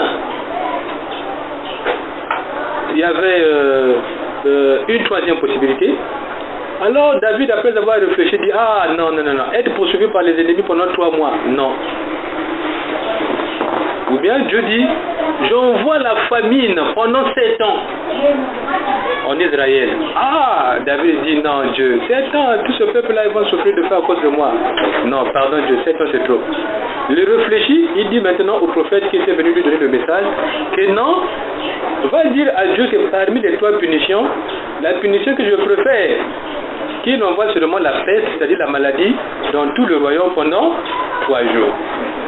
Et Dieu, le même jour qu'il a répondu, Dieu a envoyé la maladie, la peste, pendant 3 jours. Donc il y avait un ange de Dieu qui était en train de frapper les gens qui étaient en train de mourir. Et beaucoup de gens sont morts en 3 jours. Dans la tête, la même direction divine ou le même chemin à suivre. Il y en a qui vont se dire qu'aujourd'hui, celui-là qui m'avait menti le jour-là, il va voir aujourd'hui. Je vais me venger aujourd'hui. Quand il est en train de penser comme ça dans son cœur, vous ne savez pas. Il y a un qui va dire non, aujourd'hui je ne vais pas aller à l'école. Ou bien non, aujourd'hui je ne vais pas faire cela. Mais or, la décision que la personne est en train de prendre dans son cœur, les gens vont souffrir à cause de cette décision, à cause de ce mauvais choix-là. Toi, tu veilles sur toi-même afin que tu ne pêches pas. Mais l'autre ne veille pas sur lui afin qu'il ne pêche pas. Mais, comment faut-il faire pour que, puisque nous venons d'entendre que le péché d'une seule personne peut coûter la vie à d'autres qui n'ont pas péché? Que faire pour que une seule personne ne puisse pas amener la mort de plusieurs personnes? Que faut-il faire? Qu'est-ce qu'il faut faire finalement? Dans la maison, on ne connaît pas les décisions, chacun prend ce qu'il veut, il a ses choix, dans la journée, il se déplace, il va des endroits là où tout le monde ne maîtrise pas, et là-bas il peut créer des ennemis, ou bien il attire les démons. Et une des choses que nous vivons, surtout moi qui vois ces choses tous les temps, vous voyez un qui se balade, et quand il rentre chez lui à la maison, il apporte les démons. Et les démons-là arrivent, attaquent maintenant les autres. Et parce que l'autre, quand il est sorti, il est allé dans un endroit impur, dans tous les endroits impurs, les démons l'ont suivi, et quand il est rentré à la maison, les démons sont rentrés à la maison. Maintenant, vous voyez dans la nuit, c'est maintenant des étouffements, des combats de nuit, des maladies, des menaces de mort, ainsi de suite. Parce qu'il y a un qui est allé provoquer cela. Les autres ne le savaient pas. Les autres ne savent pas que le malheur qui nous arrive dans la maison, c'est lui qui a fait ça. Lui, là, c'est lui qui a amené le malheur dans la maison. Et les gens sont en train de souffrir dans la maison. Maintenant, qu'est-ce qu'il faut faire afin d'éviter que par une seule personne, tout le monde soit en train de souffrir? Qu'est-ce qu'il faut faire dans ce genre de situation que par une seule personne, tout le monde ne souffre pas? On va commencer donc par classe. C'est un point très important. On commence par toi. Qu'est-ce qu'il faut faire afin que la transgression d'une seule personne, ou bien afin qu'une seule personne puisse ne pas amener les autres à la souffrance à cause de sa faute, à cause de son péché, à cause, par exemple, de son mauvais comportement? Bon, moi je pense que pour peut-être 3 ou 5 personnes vivant dans une même maison, qui sont enseignées par les choses de Dieu, vu qu'en sortant vous ne connaissez pas ce que fera chacun de vous. Ça veut dire personnellement tout d'abord ce que tu dois faire. Au moment où tu sais ce que ça peut faire, ce que ça peut entraîner dans votre cadre de vie, tu dois revoir un peu, te regarder afin de ne pas faire ce qui peut te rendre impur ou faire mal aux autres. Personnellement, tout d'abord, ce que tu dois faire, tu dois t'efforcer à ne pas faire ce mal-là, fréquenter ces endroits où peuvent se trouver des mauvais esprits, ensuite les faire balader à la maison. Et je pense que cela serait le même pour les autres. Donc chacun d'eux doit s'arranger afin qu'il ne soit pas une porte par laquelle le malin va rentrer pour nuire aux autres. Donc, et comment chacun d'eux va veiller afin qu'il ne soit pas la porte? Mais c'est en mettant une suppression face à tous ces endroits ou ces localités, ces directions que tu peux prendre le péché d'une manière générale. Ça doit tout d'abord être une condition personnelle avant que cela puisse être pour les autres aussi. Donc personnellement, c'est ce que tu dois faire, éviter le péché, voilà. Éviter le péché. Qui va éviter le péché? La personne qui est enseignée que le péché est mauvais. Le péché est mauvais. Et celui qui n'est pas enseigné? Celui qui n'est pas enseigné, vous devrez l'enseigner si vous vivez dans une même maison. Sauf si tous dans une même maison, vous ne connaissez pas Dieu. Mais si dans cette maison, il y a des gens qui connaissent Dieu, ce que vous devez faire, c'est de les enseigner de telle sorte que vous ne puissiez pas succomber face à ce que l'autre fera. Donc c'est de l'enseigner pour que sa porte soit verrouillée, pour qu'à tout moment vous ne soyez pas sécurisé. On arrive à Guélard. Bon, le cas que évoque Yakla, c'est un exemple fréquent, mais il y a des exemples encore plus radicaux que celui-ci. Par exemple, lorsque un étudiant va dans une chambre de campus, pour une chambre, tout le monde n'est pas forcément chrétien, tout le monde n'est pas forcément catholique, tout le monde ne croit pas forcément à ce que l'on dit. On aura beau peut-être prêcher, leur parler, mais beaucoup vont demeurer dans les voies qu'ils fréquentent. Alors moi, je proposerais par exemple deux suggestions. Soit pour moi, il faudra par exemple que si je n'ai pas la possibilité, c'est vraiment radical, mais si je n'ai pas la possibilité de mettre cette personne à la porte, premièrement, soit c'est moi qui devrais m'éloigner de cette personne, changer d'endroit. Mais deuxièmement, comme je sais que le péché est entré dans le monde à travers une seule personne, c'est ce qu'on a dit, à travers une seule personne, on peut être secoué, menacé, etc. Mais c'est aussi à travers une seule personne que nous avons la protection, nous avons l'assurance, nous avons le salut à travers Jésus-Christ.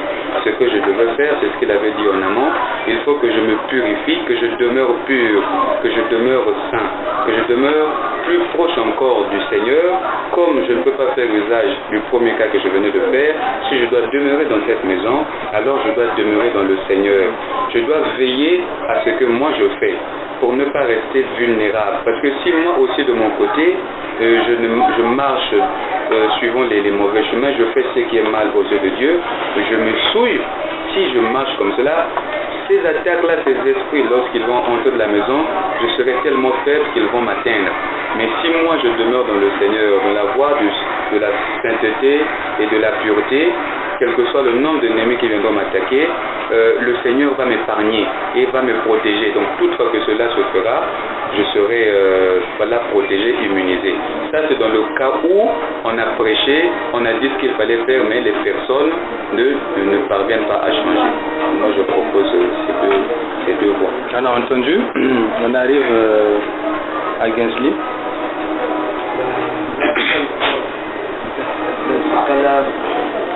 La première des choses, c'est comme il a dit, premièrement d'abord, veiller d'abord sur moi-même d'abord, veiller à ne pas laisser les portes ouvertes au diable, fermer toutes les portes afin que le diable puisse pas avoir le moyen de m'atteindre. Ça c'est la première chose, veiller d'abord sur moi-même d'abord. Pour la deuxième, la deuxième chose, c'est prier pour cette famille. C'est par exemple de la maison là où se trouve la personne. Donc priez pour cette personne, tout le monde. Pour tout le monde. Donc si vous êtes 10 ou 5 dans la maison aussi, tu dois aussi mettre aussi de 5 à 10 aussi de la prière, prier aussi pour eux aussi. Nous avons entendu. Il y a encore quelque chose à ajouter? Non. On arrive chez Rod. Aucune? Aucune idée. Mais tu sais au moins ce que les autres disent. Oui. On arrive à Denis. Bon, premièrement, tout d'abord, celui qui a plus de connaissances dans la maison, il y a ceux qui n'ont pas de connaissances, il devra d'abord veiller à ce que lui-même veille sur son propre âme d'abord, afin que lui-même puisse d'abord être pur durant toute sa journée, veiller à cela. Et avant de dormir, il doit revoir d'abord toute sa journée, en voyant s'il a fait quelque chose de mal, afin qu'il puisse s'en souvenir dans sa prière avant qu'il dorme, afin qu'il puisse demander pardon à Dieu, afin qu'il puisse se repentir des péchés qu'il a commis tout durant la journée. Deuxièmement, c'est pour cette famille, comme l'a dit Camille, mettre cette famille dans la prière. S'ils ne veulent pas suivre le même chemin que toi, tout d'abord, celui qui a plus de connaissances ne le met pas dans Dieu ne peut pas le mettre dans une maison où il y a des ignorances en cause. Ça veut dire que lui est là pour les aider à s'en sortir de cette ignorance. Donc, pour moi, la solution serait que nous, serviteurs de Dieu, si on est dans un tel cas, nous devons mettre cette famille dans la prière afin de demander à Dieu de sortir de l'endroit où ils sont, dans le noir où ils sont cachés, pour les mener vers dans la lumière. Nous avons entendu ce que Denis a dit, et enfin, Patrick. Moi, je vais ajouter, je soutiens d'abord ce qu'ils ont dit, et puis je vais ajouter encore qu'il faut avertir d'abord. Il faut avertir pour une première fois, pour une deuxième, pour une troisième fois. Pour celui qui a la connaissance, qui a cette connaissance, qui sait que ce qu'il va faire, celui-là, tu l'avertis d'abord en lui disant que veille sur toi, veille sur tout ce que tu fais, tu l'avertis d'abord. Et s'il a la connaissance, il comprendra, il va éviter de faire ce qui est mal. Mais pour celui qui n'a pas la connaissance, si tu l'avertis pour une première fois et qu'il ne veut pas d'abord t'écouter pour une deuxième, pour une troisième fois, là maintenant, je crois son problème, quand il va emmener ses démons, ses diables dans la maison, le Seigneur va savoir que tu l'as averti et à propos, quand Dieu va voir cela, il va laisser que ces démons puissent l'attaquer lui-même, puisque Dieu a vu que son fils a averti pour une première fois, pour une deuxième fois, pour une troisième. Et si il n'a pas voulu, le Seigneur va le punir lui-même. Il va laisser que ces démons puissent l'attaquer, puisque toi, tu t'es purifié, tu t'es sanctifié, tu t'es abandonné plutôt entre les mains de Dieu, et Dieu va voir que tu t'es abandonné entre les mains et ne va pas laisser que ces démons puissent attaquer et il va laisser qu'ils puissent attaquer lui seul même, puisqu'il a fermé sa porte et il a ouvert plutôt sa porte. Oui. Et quand j'entends ça me fait un sourire parce que je vois vos réactions, effectivement. Cette connaissance, c'est fondamental. C'est ça qui va vous permettre que vous puissiez vous sauver et sauver les autres. Et vraiment, c'est ce que vous avez dit. J'ai très bien suivi, de Clark jusqu'à Gaylor, Gensley, Rod a dit, a gardé ce que les autres ont dit, et Jenny s'est partagé. Ce que vous avez dit, c'est cela. Mais or, vous avez dit beaucoup de choses. Vous n'avez pas tous dit la même chose. Mais ce que vous avez dit constitue l'une des réponses pour faire face à ce problème. C'est un péril dans la famille, c'est un péril dans le quartier, un péril dans la ville, un péril dans le pays et même sur le continent à cause de ce fait-là, à cause de cet aspect. C'est très important qu'on puisse appliquer, qu'on puisse connaître, qu'on puisse appliquer. Mais la finalité de tout ce qu'on vient d'entendre, c'est la conclusion qu'a donnée Patrick. Ce qu'a dit Patrivé, c'est le point final, c'est le dernier point de vue de Dieu lorsqu'on vit dans une maison. On va lire Ézéchiel, donc Ézéchiel chapitre 18, verset 20. Ézéchiel 18, verset 20. C'est la personne coupable qui doit mourir.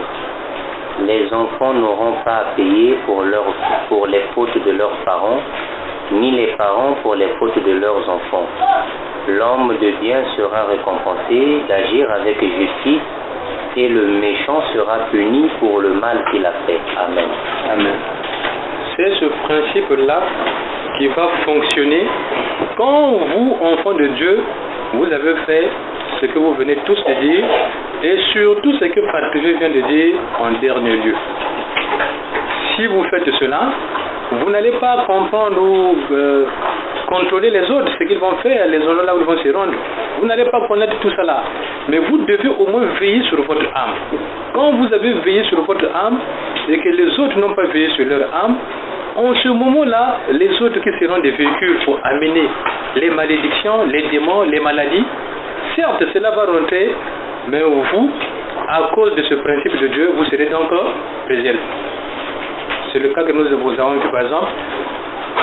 Le monsieur et la femme, l'un d'eux est infidèle, à le sida par exemple, l'autre est fidèle,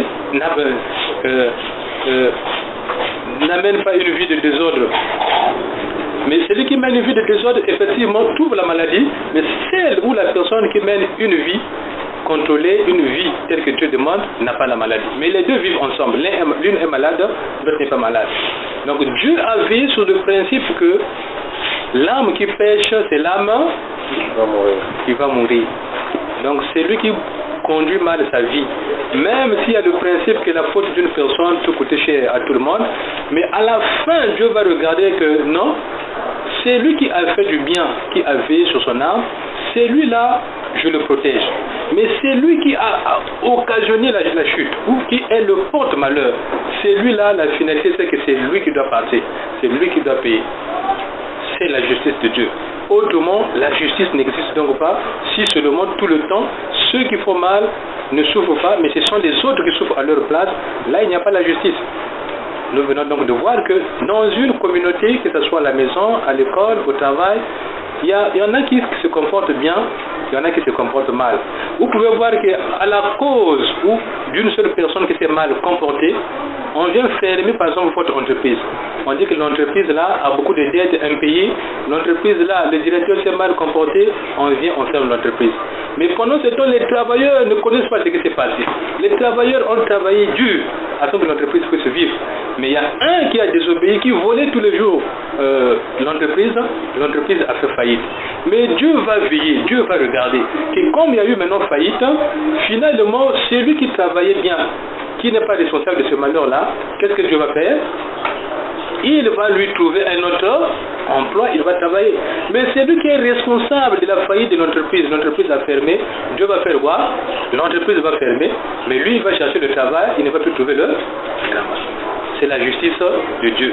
L'âme qui pêche, c'est l'âme qui va payer. Donc autrement dit, il n'y aurait pas de justice. Donc c'est pourquoi j'ai souri à la fin quand Patrick était en train de parler, dit voilà effectivement. Donc la réponse n'était pas loin, elle était là autour. Vous devez donc veiller à vous, veiller sur vous, Dieu demande cela, veiller sur votre comportement, car cela va vous sauver. Si vous faites des efforts dans ce domaine-là de faire du bien, de veiller sur vous, de veiller sur votre comportement pour ne pas désobéir à Dieu, cela va vous sauver. Même si les autres ne font pas cela, tu dis que mais moi je fais, les autres ne font pas. Continue seulement, continue de faire. Même si eux ils ne font pas ça, mais toi continue seulement parce que c'est toi qui seras sauvé. Les autres comme ils désobéissent, Dieu va les enfermer dans la désobéissance, selon le principe que Claude venait de donner au début. Apocalypse, combien? 22, 11. Et celui qui est mauvais continue à être mauvais. Celui qui n'est pas sauvé continue à ne pas être sauvé parce que tu ne veux pas le sauver. Mais celui qui connaît ces choses, il ne va pas te dire non, comme moi je souffre parce que lui, il est allé voler, les militaires sont venus à la maison, moi, on m'a beaucoup dérangé, moi je ne vais plus prier. Non! Dieu t'a sauvé. c'est pas toi qu'on va amener en prison. On va amener qui en prison? Celui qui a commis l'acte. Toi, tu peux souffrir un peu, mais Dieu va te protéger, il va te garder. Mais celui qui a commis l'acte, il doit répondre du mal qu'il a fait. Parce qu'il n'a pas fait attention. Il veut amener tout le monde à la souffrance, mais Dieu va faire de telle sorte que son mal sera sur lui, et ceux qui ont fait le bien, leur bien sera sur eux. Voilà ce que signifie ce verset-là. Alors, la vie, c'est comme ça que ça fonctionne. La société, c'est comme ça que ça fonctionne. Au travail, c'est comme ça. À l'école, c'est comme ça. Dans les familles, c'est comme ça. Partout, c'est comme ça. Il n'y a pas un milieu là où les mauvaises personnes ne manquent pas. Elles sont partout les mauvaises personnes. Celles qui agissent mal afin que tout le monde souffre. Mais toi, veille à ne pas imiter cela, veille à être droit devant Dieu afin que Dieu puisse te justifier.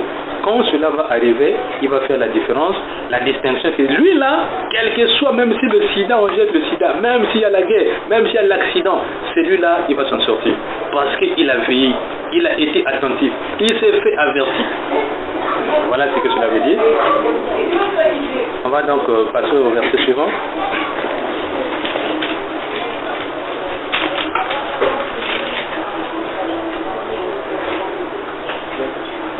Verset combien? Verset 5. Heureux celui que tu choisis et que tu admets en ta présence, pour qu'il habite dans tes parvis. Nous nous rassasierons du bonheur de ta maison, de la sainteté de ton temple. Amen. Tout à fait un seul verset. Oui. Heureux celui que tu choisis et qui habite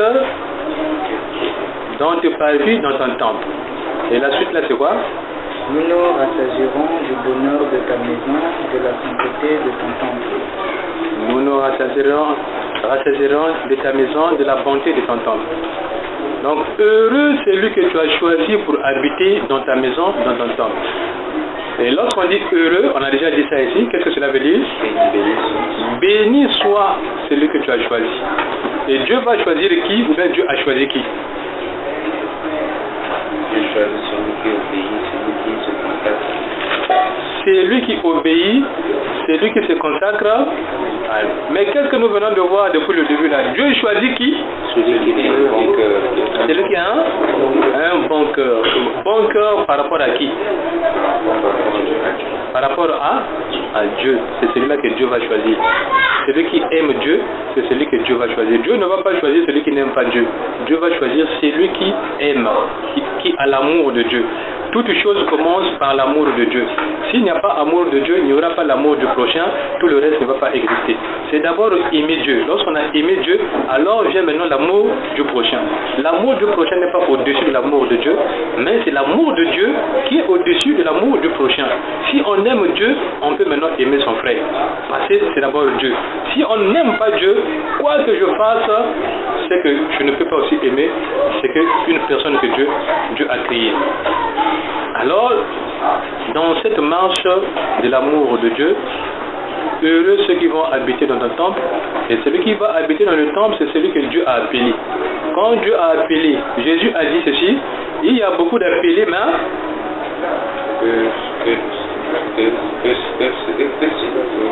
peu seront, je reprends. J'ai écrit même, c'est ce que Moïse avait dit. Il vérifie, non, Moïse n'avait pas dit ça. Non, Jésus là, non, il ne faut pas le suivre. Arrêtons de suivre Jésus. Et comme ça là, ils ont abandonné de suivre Jésus à travers tout simplement de leur manque de discernement, de leur manque de foi. Ils n'ont pas cru à celui que Dieu a envoyé, ils ont abandonné Dieu. Donc beaucoup d'appelés, peu de. C'est pourquoi seulement le chemin resserré là, qui est difficile là, c'est le chemin là qu'il faut emprunter pour être sauvé. C'est pas facile, nous avons toujours dit que tout le temps de se retrouver autour de Dieu, d'écouter ce qu'il dit, de faire ce qu'il demande de faire. Car dans le livre de Malachie, on dit, Seigneur, qu'avons-nous gagné à garder ta loi, à veiller sur ce que tu as dit? Nous marchons dans la tristesse. Voici que ceux qui sont méchants sont en train de réussir et nous sommes en train de souffrir. Ça c'est dans le livre de Malachie. J'ai fait aussi. On a Malachie 3, Malachie 3 et 4. On avait dit que Dieu a un livre où il marque tout cela et le jour viendra, il rendra la justice selon ce que nous avons fait. C'est très bien, vous vous rappelez cela. Maintenant, oui. En parlant de Malachie, vers la fin, vers le prophète Élie, je ne sais pas, il y a je peux dire que toute cette semaine, je n'ai que, même à la maison, je faisais couvrir ce livre de Malachie. À l'école, on m'a parlé de ça à la télé, je faisais que ça c'est maintenant des témoins de Jéhovah qui parlaient de ça, plus que il y avait maintenant, je vais dire un débat entre moi et un ami, et j'ai dit un témoin de Jéhovah, un ami plutôt, et il dit que le passage préféré de Banani, avant ça d'abord, j'avais vu ça d'abord à la télé, et c'était un pasteur plutôt qui est censé vous parler de ce passage. Et après le lendemain maintenant, le même jour j'ai ouvert ce livre, c'était le lundi, maintenant, le même jour j'ai ouvert ce livre. Je pars à l'école le lendemain, c'est mon ami qui vient directement et il me donne un passage, c'était Apocalypse ici, il m'a dit de lire ça et puis de l'expliquer ça comment ça change. Et je l'explique, il dit que ce n'est pas ça. Il me prend un verset Malachie 4. Il me dit que lis ça à la place d'Élie. Je crois vers le dernier verset à la place d'Élie. Et il me dit que Dieu a envoyé un prophète, et Dieu envoie un prophète dans toutes les générations. Donc notre génération ici, il envoie, le prophète du siècle, il avait envoyé, c'était le prophète Branham. Et j'ai essayé de l'expliquer, de lui dire que il m'a dit que Jésus avait dit avant de partir qu'il est parti, mais il nous envoie l'esprit d'Élie. Et moi je lui dis que qu'est-ce que tu entends par cette parole? Et il me dit que l'esprit d'Élie c'est l'esprit qui était en Branham. Et moi je ne sais pas vraiment, je lui ai dit que cet esprit c'est l'esprit saint qui nous avait envoyé. Et lui il a dit que non, c'est le prophète Branham qui nous a envoyé. Moi je dis que c'est l'esprit saint qui est un peu compliqué. Et il n'a pas cru à ça, il dit que c'est le prophète Branham. C'est un peu ça, le débat s'est arrêté parce que le professeur était entré, moi j'étais au parti, à la fin il était parti. Il faut faire attention à ce genre de débat, que quand tu as expliqué une fois, deux fois, la personne n'accepte pas, il faut faire quoi? Il faut se retirer. C'est un terrain stérile. C'est que cette personne est enfermée dans le principe que celui qui est ignorant continue à être ignorant. C'est que Dieu ne veut pas sauver. Alors finalement, c'est vrai de soulever ces choses qui sont réelles, des débats que vous avez, mais la connaissance est utile. Toute écriture est inspirée de Dieu, nous dit Paul, utile pour faire voir, pour enseigner, pour corriger, pour convaincre, dans la justice. Cela c'est dans la justice. Alors donc, heureux donc, revenons à la lecture de celui qui habite donc dans la maison de Dieu, qui va observer les colonnes qui sont dans la maison de Dieu. Alors, avant que toute personne puisse mourir dans ce monde-ci dans lequel nous sommes, est-ce qu'il est possible à une personne de savoir avant sa mort qu'elle va aller au ciel, ou bien c'est pas possible de savoir à cette personne qu'elle va aller au ciel? Est-ce que c'est possible de savoir avant de mourir qu'on sera sauvé, ou bien ce n'est pas possible de savoir qu'on sera sauvé? C'est possible de savoir. Pourquoi?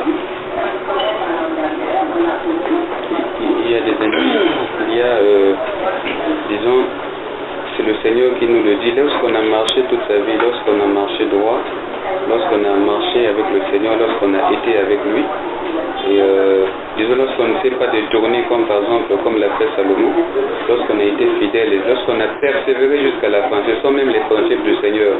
Il nous dit ce qu'il faut faire pour être sauvé. Il nous apporte comment est-ce qu'il faut le faire. Mais dans toutes les choses qu'il a dit, il a plutôt prôné la persévérance. Cette persévérance qui devrait aller jusqu'à la fin. Et donc c'est jusqu'à la fin de notre vie, lorsqu'on a marché avec lui, lorsqu'on a persévéré jusqu'avant de mourir, là on a cette assurance-là parce qu'on a fait ce qu'il nous a demandé de faire. Oui, c'est possible de savoir qu'on peut être sauvé avant même de mourir. Celui qui est sauvé est enfant de Dieu ou bien il n'est pas enfant de Dieu? Il est avant tout enfant de Dieu. Il est avant tout enfant de Dieu. Est-ce qu'il est possible de savoir qu'on est enfant de Dieu ou bien ce n'est pas possible de savoir? C'est possible. Il est possible de savoir qu'on est enfant de Dieu. D'après les textes qu'on a fait ici, dans quel verset? Quel passage? Galates. Galates 21, 22. Très bien. Tout ce test-là vous affirme, vous montre que, effectivement, quoi qu'il en soit, je suis déjà sauvé, ou bien je ne suis pas sauvé, vous-même vous faites le test, chacun, tout le monde peut faire ce test-là. Il faut être enfant de Dieu pour aller vers le Père. On ne peut pas aller vers le Père si on n'est pas enfant. Il faut être enfant de Dieu. En ce moment-là, vous allez vers le Père et le Père vous accueille. Maintenant, en ce moment-là, vous devenez une colonne dans la maison de Dieu.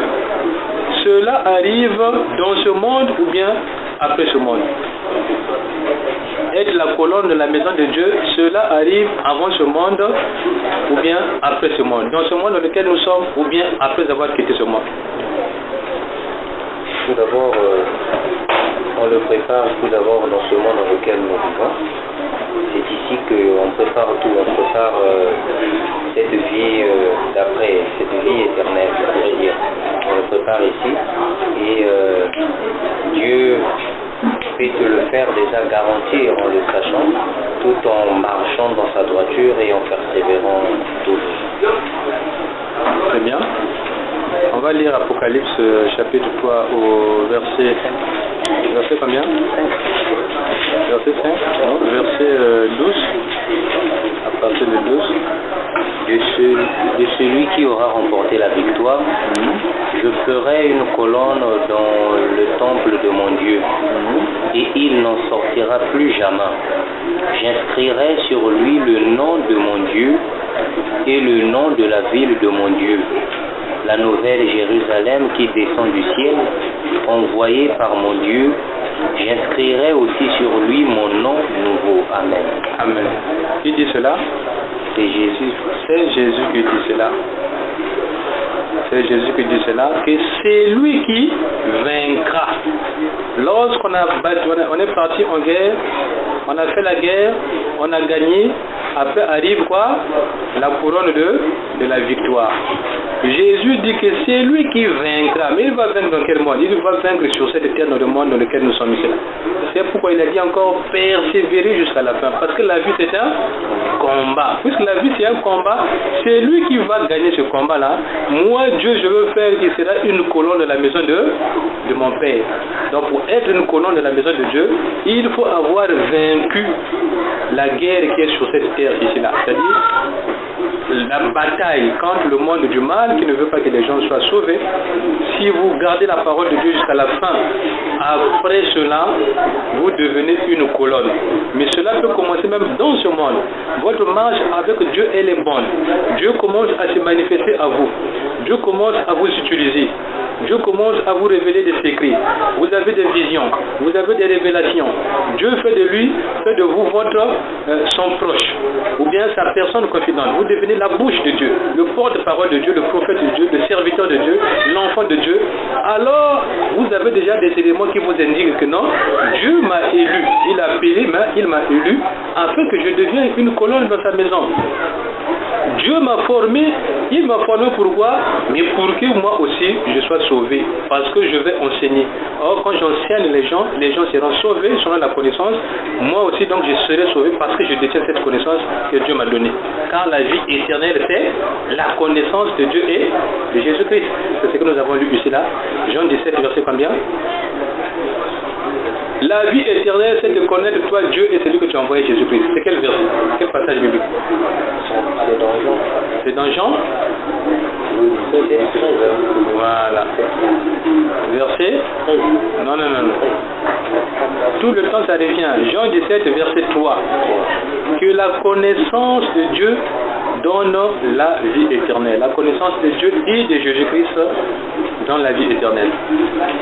Alors, en ce moment-là, vous devenez une colonne. C'est une bonne chose de devenir une colonne. Une colonne, ça veut dire que vous devenez un élément principal dans la maison de Dieu.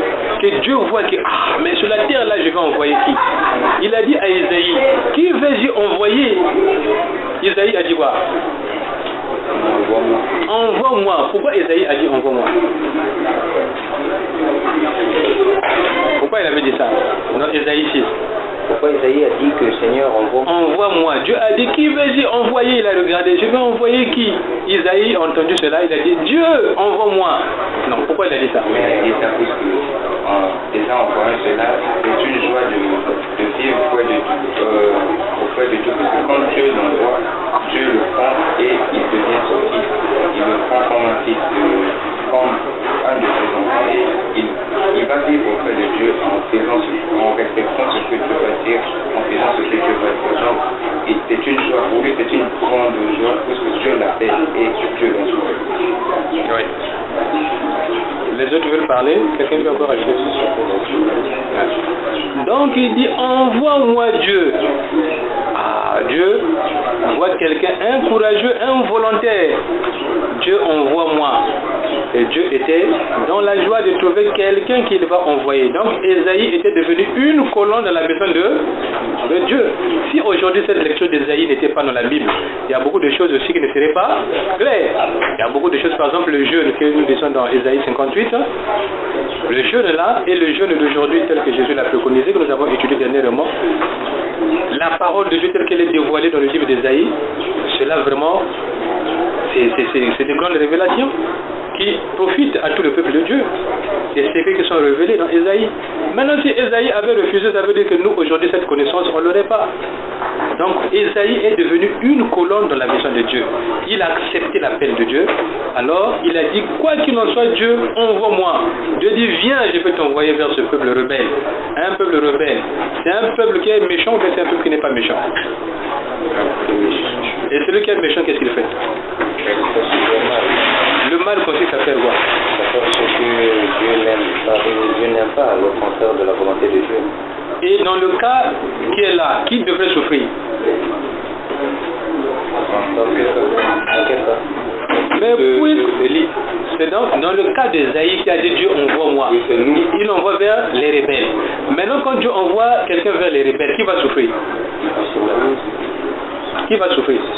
La personne qui l'envoie, donc c'est la personne qui l'envoie. C'est la personne qui l'envoie vers les rebelles qui va souffrir. Parce que les rebelles vont le torturer, on va le frapper, on va l'injurier, on va lui refuser à manger, on va même le mettre en prison, on va le bastonner. Il va souffrir. C'est le cas de Jésus. Donc voilà, Ésaïe a répondu, envoie-moi, et Dieu l'a utilisé. Ésaïe est devenu une colonne. Donc c'est une joie pour lui. Maintenant, quand Ésaïe est devenu une colonne de la maison de Dieu, est-ce que Dieu va l'enlever de cette position? Dieu ne va plus l'enlever, c'est pour la vie et c'est pour toujours. C'est comme Jésus qui est assis à la droite du Père, Jésus qui est le Messie, il va rester chef de l'église pour toujours, sans fin. Une fois qu'on a fait la volonté de Dieu, et qu'on est maintenant dans la colonne, c'est-à-dire on devient un élément principal pour Dieu, on reste dans cette position-là pour toujours. Les choses de Dieu, ce sont des choses éternelles. Personne ne viendra vous enlever que toi, qu'est-ce que tu fais là? Tout le temps, c'est toi seulement que Dieu aime seulement pour toi. Pourquoi? Personne ne viendra vous enlever. C'est une position qu'il faut rechercher déjà depuis que nous sommes sur cette terre. Chercher à répondre à Dieu. Oui, Dieu, envoie-moi, je suis d'accord. Tout ce que tu as dit, j'ai entendu. Envoie-moi, utilise-moi, fais ce que tu veux, Dieu. Je vais accepter de faire. Parce que je préfère t'obéir que obéir aux hommes. J'ai obéi aux hommes, mais les hommes sont ingrats. Maintenant, je vais obéir à toi, Dieu, pour voir la différence entre obéir à Dieu et obéir aux hommes. Ésaïe a dit, envoie-moi Dieu. Et Dieu l'a envoyé, il est parti, il est aujourd'hui devenu une colonne. C'est la même chose avec David aussi, que nous lisons aujourd'hui, qui est devenu une colonne de la maison de Dieu, parce que David aussi a accepté. Quand Samuel a dit, David viens, je vais te réduire parce que c'est toi que Dieu a élu. David n'a pas refusé. Il a dit non, laisse-moi, je ne veux pas aller servir Dieu. Il a accepté. Et quand il a accepté, il a dit oui. Le oui là qu'il a dit là, c'est pour combien de temps? C'est pour tout le temps la vie. Faites donc très attention au oui que vous avez dit à Dieu. Quand j'ai dit oui à Dieu le matin et que le soir je dis non à Dieu, qu'est-ce que cela veut dire?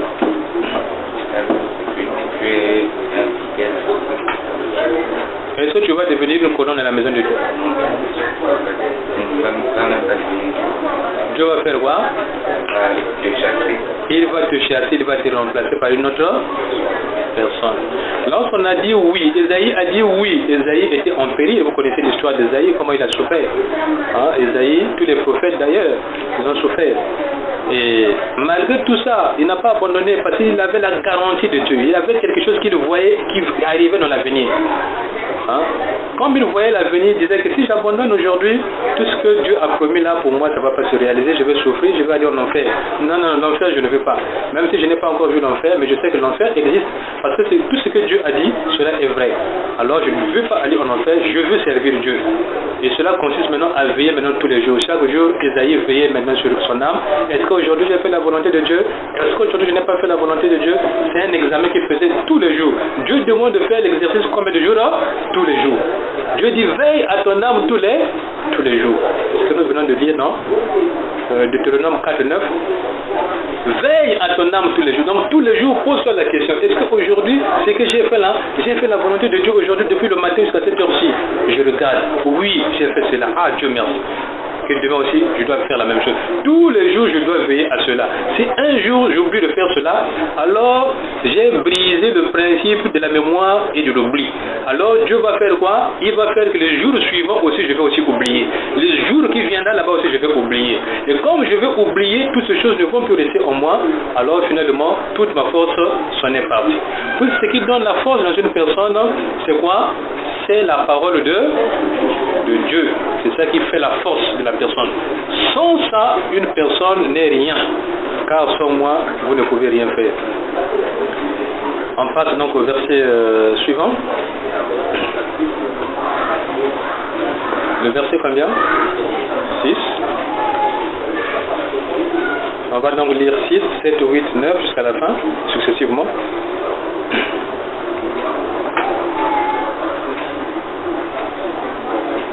Dieu notre Sauveur, tu es fidèle à toi, à toi-même. Tu nous réponds par des actes impressionnants. Toi, en qui espère les peu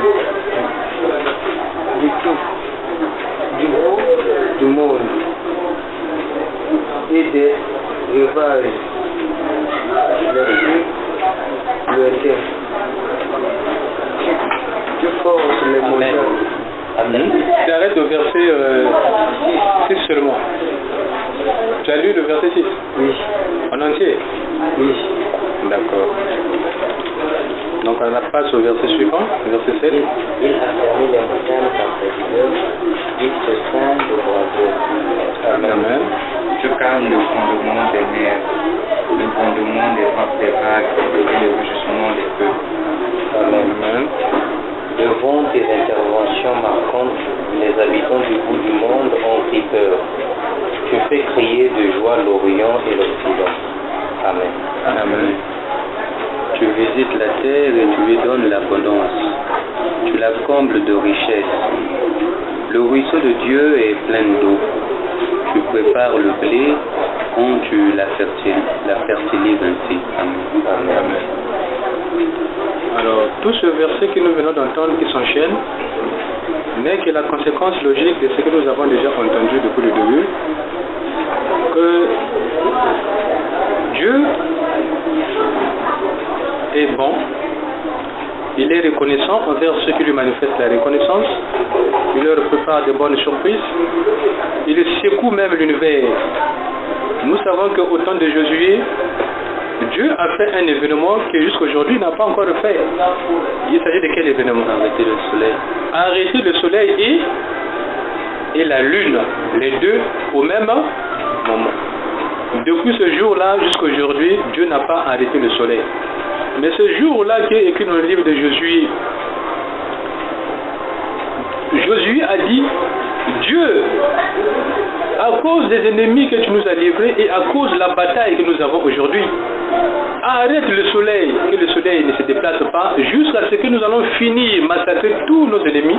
En ce moment-là, le soleil va reprendre sa course. Et Dieu a fait quoi? Il a exaucé la prière de Josué. Pourquoi il avait exaucé la prière de Josué?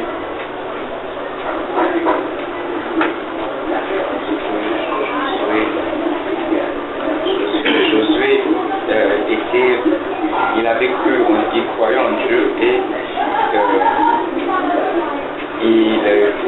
son cœur était, il avait tourné son cœur, il avait tourné son cœur vers Dieu et Dieu l'avait appelé et Dieu, je veux dire que Dieu l'avait élu avant même qu'il puisse partir combattre ce combat et Dieu était avec lui, ils avaient consacré ce combat entre les mains de Dieu.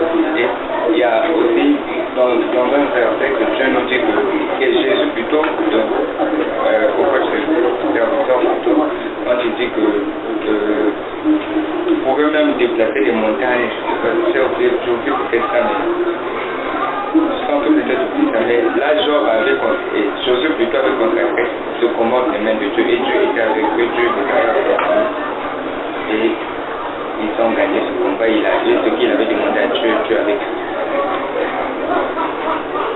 En ce temps-là, Jésus n'était pas encore revenu sur la terre.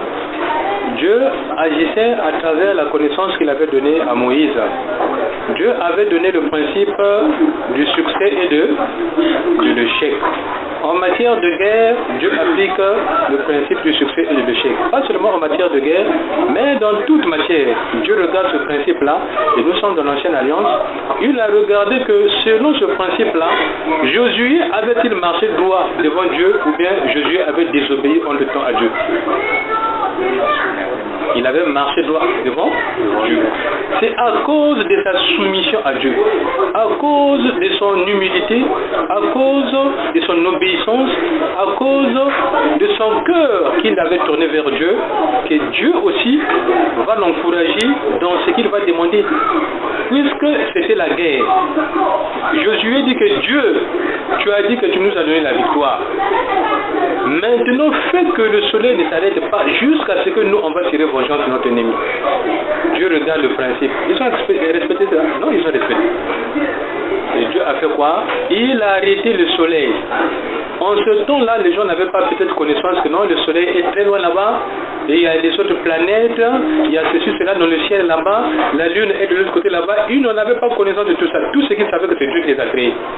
Cela suffisait déjà de faire marcher les choses dans l'ordre là où on voulait que cela puisse aller selon la volonté de Dieu. Il a dit donc, soleil, arrête-toi. Le soleil s'est arrêté pendant toute une journée sans se déplacer au centre à midi. La lune aussi qui était de l'autre côté là-bas s'est arrêtée aussi sur deux villes différentes. Cela s'est produit, tout le monde a vu cela, jusqu'à ce qu'ils ont tiré vengeance de leur ennemi. C'est ça ce qu'on appelle l'obéissance à Dieu. L'obéissance à Dieu peut être un problème qui n'est pas facile, mais lorsqu'on la réalise totalement, il n'y a plus aucune raison que vous puissiez échouer devant quoi que ce soit. Il n'y a plus de raison que vous puissiez échouer dans ce que vous allez demander, dans ce que nous demandons à Dieu. Aucune raison, parce que nous sommes totalement dans la volonté de Dieu. Et là, lorsque nous sommes totalement dans la volonté de Dieu, c'est le principe de l'unité dans la diversité qui est appliqué. Moi et Dieu, nous sommes un. Lorsque Dieu et moi, nous sommes un, alors ce que Dieu décide, moi je fais. Ça veut dire que ce que moi je veux décider, Dieu va faire quoi? Il va faire. C'est le principe de l'unité en Dieu. Alors Josué, cela est arrivé pour Josué, cela est arrivé pour David qui est en train de parler dans tout ce verset que nous venons d'entendre. Cela est aussi arrivé pour moi et certainement pour vous dans beaucoup d'expériences de la vie. Vous avez expérimenté Dieu, vous avez trouvé qu'effectivement Dieu est vrai, que Dieu, il faut rester fidèle à Dieu, que Dieu est fidèle à sa parole, que sans Dieu, vraiment on ne peut pas vivre, on n'existe pas. C'est pourquoi nous avons ce devoir de batailler fort, de continuer le combat, la guerre. Dieu a donné déjà la victoire par Jésus-Christ. En ce moment-là, faisons attention à tout ce que nous avons entendu, à tout ce qu'il a dit. Dieu a appelé, il a appelé tel que vous tous vous êtes ici, Dieu vous a appelé, puisqu'il a dit personne ne vient à moi si le Père est là, il l'a appelé. Moi-même qui vous parle, je suis appelé de lui. Ça veut dire que vous qui venez à côté de moi aussi, c'est que Dieu vous appelle. Mais s'il vous a appelé, soyez-en conscients que c'est son appel. Il a dit à Esaïe, qui vais-je envoyer? Esaïe n'a pas refusé, il a dit Dieu envoie-moi. Esaïe est resté une colonne de la maison de Dieu. Vous aussi, vous l'êtes. À certains, on a déjà manifesté les secrets de Dieu. On a dit, voilà ce que Dieu a déjà fait. Et cela est vrai jusqu'à ce jour. Alors, il faut donc continuer. Il faut continuer afin que, puisque nous venons d'entendre qu'une colonne qui ne va plus sortir dans la maison de Dieu. Cette position va rester éternellement que, effectivement, Dieu m'a aimé, il m'a choisi, il m'a appelé, il m'a élu. Puisque l'appel est différent de l'élection, il m'a appelé et il m'a élu. En ce moment-là, je reste pour lui quelqu'un de principal. Ça veut dire que moi qui reste quelqu'un de principal, si je ne fais pas ce que Dieu demande, qui va donc le faire? Je ne veux pas attendre quelqu'un d'autre qui viendra faire la volonté de Dieu, appliquer ce que Dieu demande. Mais c'est moi à qui Dieu a parlé à travers la connaissance qu'il m'a donnée. C'est moi qui suis son témoin. Moi, si je ne fais pas, je vais attendre qui viendra le faire. Personne ne va le faire. Il n'y a que moi qui va le faire. Partout là où je veux aller, c'est moi. Dieu m'a envoyé. C'est moi que Dieu a choisi. Partout là où je veux aller, je dois éclairer, donner la connaissance. Les gens qui ne connaissent pas, je dois dire, c'est comme ça. Partout là où je dois aller, c'est moi que Dieu appelle. Si je ne fais pas ça, qui va le faire? Alors, David a fait cela. Et vous tous ici, vous êtes là-dedans. On a compris donc ce que Dieu nous a donné aujourd'hui. Nous n'avons pas étudié en profondeur les versets 6, 7, 8, 9 et 10.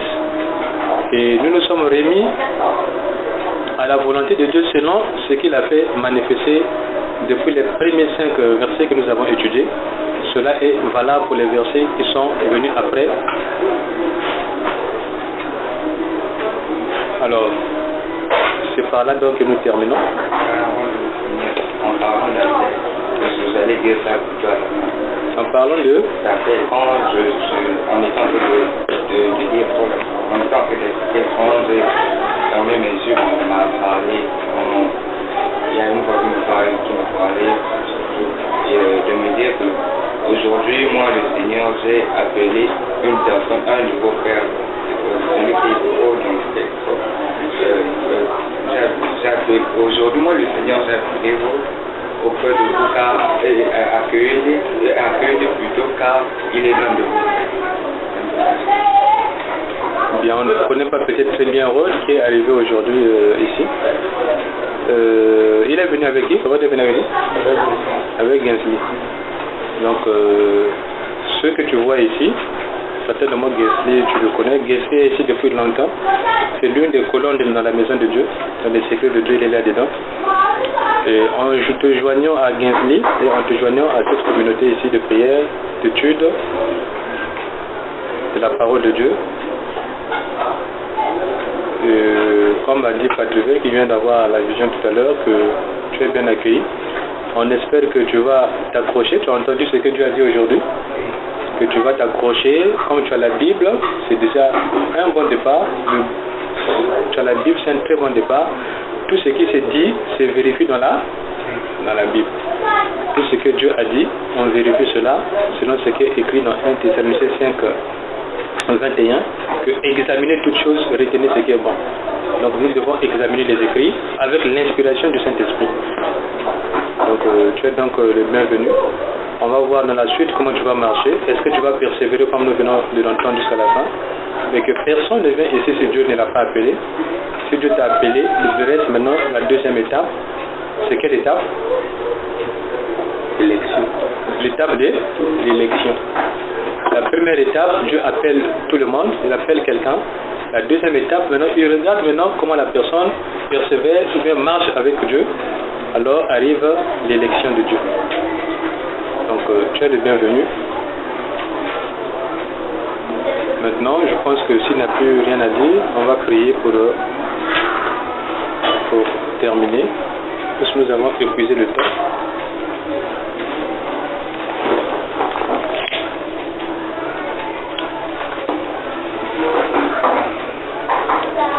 Prions. Dieu Tout-Puissant, Créateur du ciel et de la terre et de tout ce qui existe, toi qui as créé l'homme à ton image et à ta ressemblance, toi qui nous as donné ce jour pour entendre, Seigneur, ce que tu as dit, nous te rendons grâce maintenant que nous sommes à la fin. Nous te disons merci, Seigneur, de nous avoir éclairés. Merci, Seigneur, d'avoir augmenté la connaissance. Merci, Seigneur, de nous avoir nourris, Seigneur, de cette parole éternelle, de cette parole vivante. Tu nous as donné aujourd'hui le psaume de David que nous avons examiné. Tu nous as parlé des principes qui sont dans ce psaume. et de la conduite que tu attends de chacun afin de persévérer jusqu'à la fin, afin d'être sauvé. Et ne nous soumets pas à la tentation,